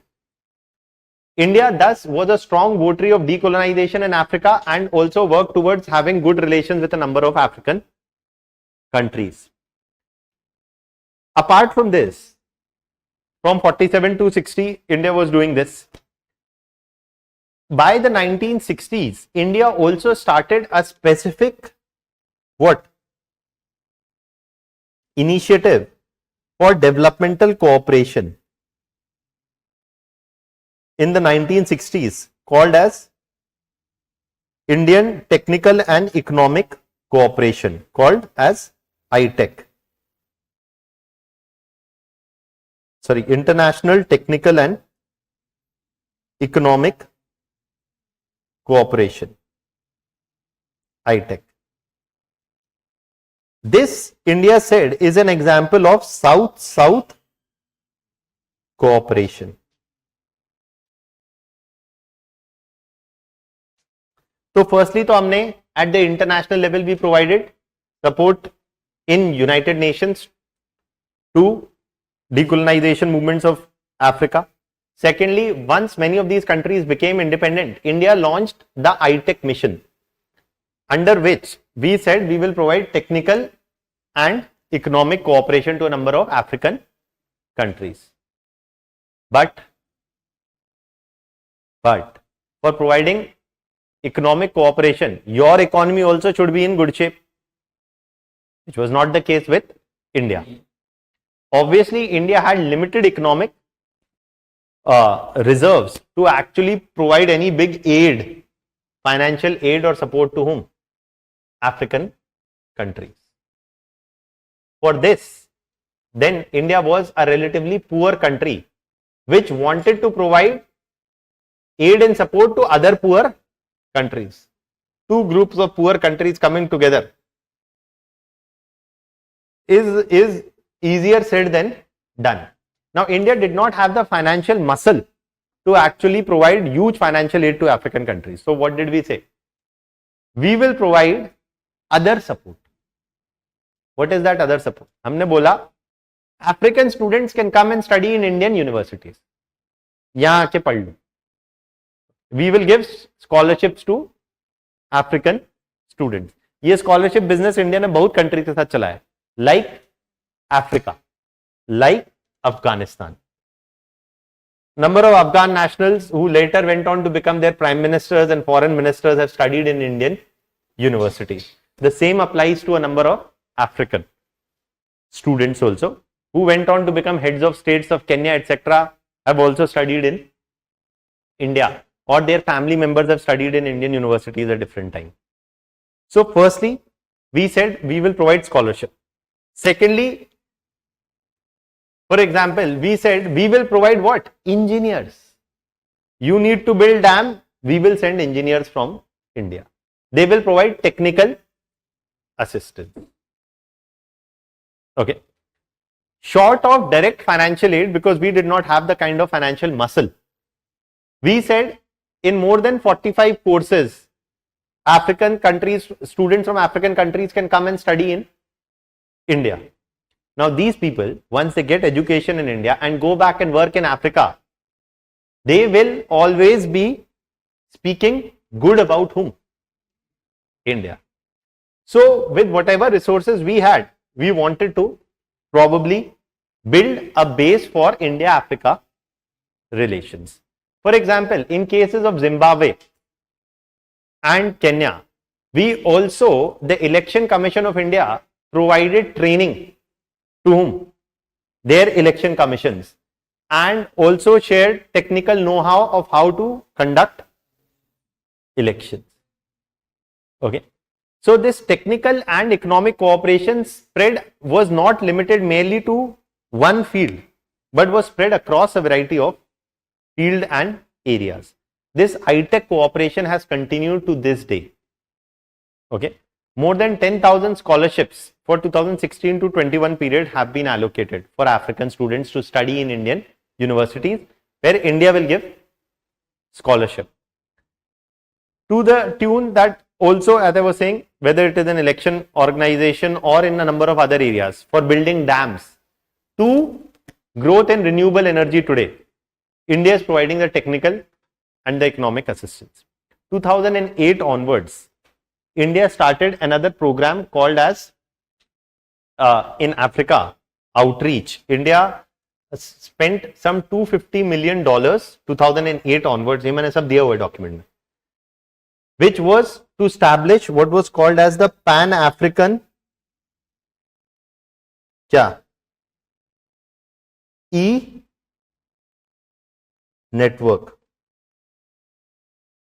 $250 million 2008 onwards. And this Pan-African e-network would actually lay what? This would actually lay down high-speed internet connectivity networks connecting important educational institutions and hospitals in a number of African countries and connecting them to India to provide tele-education and tele-medicine. Okay. So, tele-education and so basically AIIMS is one of those centers and there are other hospitals in India. So, basically what happens is they are connected to a number of hospitals in African countries and they provide online consultation. ये अभी की बात नहीं, 2008 से चल रहा है. Okay. So, this was again India's part of India's calculated outreach to African countries, that we will not ignore Africa because Africa is considered the future continent. The next generation of the next 100 years will possibly see huge economic growth where? In Africa, Wakanda forever. So it is in this context India has been doing a certain number of things in Africa as well. Now, if this is where about ITEC. Also, we supported the anti-apartheid movement in South Africa. देखिए, when Nelson Mandela, he said he derived inspiration from Gandhi. Nelson Mandela was in jail up till 1992. When de Klerk, the South African president, white president, released Nelson Mandela from jail, India was a strong votary of ending racial segregation in South Africa, and the anti-apartheid movement of Nelson Mandela received strong support from India. So we've always had a positive image in African countries. India has had a positive image in African countries, from providing diplomatic support to political support to helping in technical capacity building of African countries. India has never been accused of resource exploitation or exploitation of African people or their resources up till the recent past. Now, some things have happened in the recent past, but more or less there has been a positive image of India where? In African countries. Though Indians don't share this positive image of African people. Yeah, when they come to study in Indian university, they get kala gaya. As if we are ourselves very gora. Okay, but theek hai. Now, by the way, this has resulted in huge diplomatic setbacks for India also. देखिए, इसकी भी बहुत कहानियां हैं, लेकिन छोड़िए अभी. Now, as I was telling you, what? This developmental cooperation. Whether India supported the decolonization movements in Kenya or the anti-apartheid movements in South Africa, or the developmental cooperation under the banner of ITEC, international and Indian, both technical and economic cooperation, which was, and this cooperation, देखिए, आप एक चीज समझिए, यहाँ पे एक difference है. When IMF and World Bank give any financial assistance, they say open up your markets. Right? They impose conditions. India's technical and economic cooperation had no conditions. They gave cooperation when asked for by African countries, and whatever assistance African countries asked for, if India could provide the same, it would do so. Okay, so it was not a relationship where India was what? Dictating terms to a number of African countries, and that has over decades built a positive goodwill for whom? India in African countries. So I've told you, and as a key distinctive feature of ITEC, this is a model for South-South cooperation, as unlike Western aid, India's developmental assistance is not tied to conditionalities and is meant to be demand driven based on the requests of the partner developing countries. ये पहले आ चुका है question ITEC पे. ITEC सीधा simple question, ITEC and its significance for India-Africa relations. Okay, so that's there. Also, I told you the post-2000 era, that attempt to increase the political engagements between Indian and African states have been there. 2008 onwards, during the UPA 2, during the beginning of the UPA 2 regime, the first India-Africa Forum Summit was organized, where all 54 countries were invited. The process was started from 2008 onwards. After this, in 2011 and then in 2015, two other India-Africa summits were organized. The next was supposed to be organized in 2018, but then was delayed till 2020. Then COVID came, तो हुई नहीं है, but होगी sooner or later, and which clearly shows that India now wants to engage whom? African countries. The Modi era has also seen a strong push towards engaging African countries, which is called as the Afrocentric policy of India, to the extent we have opened more than 18 new embassies in African countries. Okay. Secondly, 26 visits have been made by Indian heads of states at the prime ministerial level or the presidential level, and some at the foreign minister level, to a number of African countries in the past 6 years, 6 or 7 years, which clearly shows India wants to increase its presence where? In African countries. So, more than 26 visits, high level visits, opening up of 18 new embassies in Africa. Now India has a diplomatic presence in 47 African countries out of 54. Okay. So that's there. Also, when it comes to the trade aspect of the relationship today, the India-Africa trade is something in the tune of 55 to 70 billion US dollars per year. And the target was, should I say, $200 billion by 100 billion dollars, sorry, by 2020. That target has not been achieved. वैसे भी नहीं achieve होना था, अब तो then answer is COVID. जो भी नहीं हो रहा है because of COVID. So देखिए सबका अपना अपना भाग है, right? So अभी वैसे ये भी था ना कुछ कि $5 ट्रिलियन है ना, तो अब जो भी नहीं हो पाएगा वो कोविड है ना, and obviously that is there. चलिए, just to give the context, China's trade in Africa has continued to increase. Today it stands at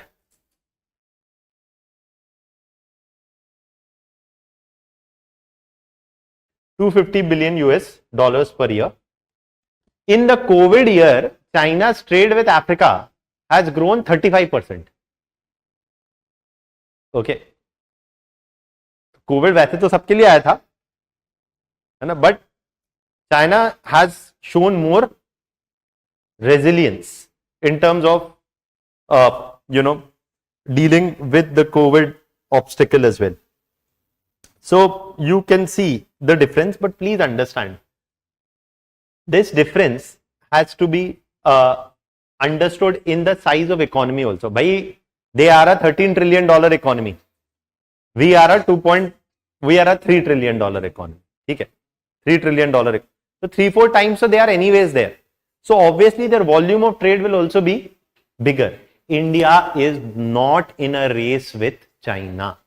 देखिए रेस तो तब होगी ना जब कुछ फासला होगा. यहां 4 गुना फासला, कोई रेस नहीं है ना. अब मैं बोलूं आप और मेरी रेस चल रही है ना 400 मीटर में, आप वहां फिनिश लाइन पे, मैं अभी 10 ही कदम लिए, क्या की रेस है ना. So it's not a race, but still you see there is reason for India to pull up its socks in Africa. We have been doing so by opening new embassies, by paying more high level visits, by encouraging Indians to invest in Africa and even the private sector to invest in Africa. But what more can be done? What more can be done is cooperate with like-minded partners, which are France and Japan, through International Solar Alliance, or with Japan through the Asia-Africa Growth Corridor. So that is something which can be done. बाकी आप इसमें से पढ़ लीजिएगा, मैंने पढ़ा दिया है, which is the way forward We can cooperate with France and Japan, Asia-Africa Growth Corridor.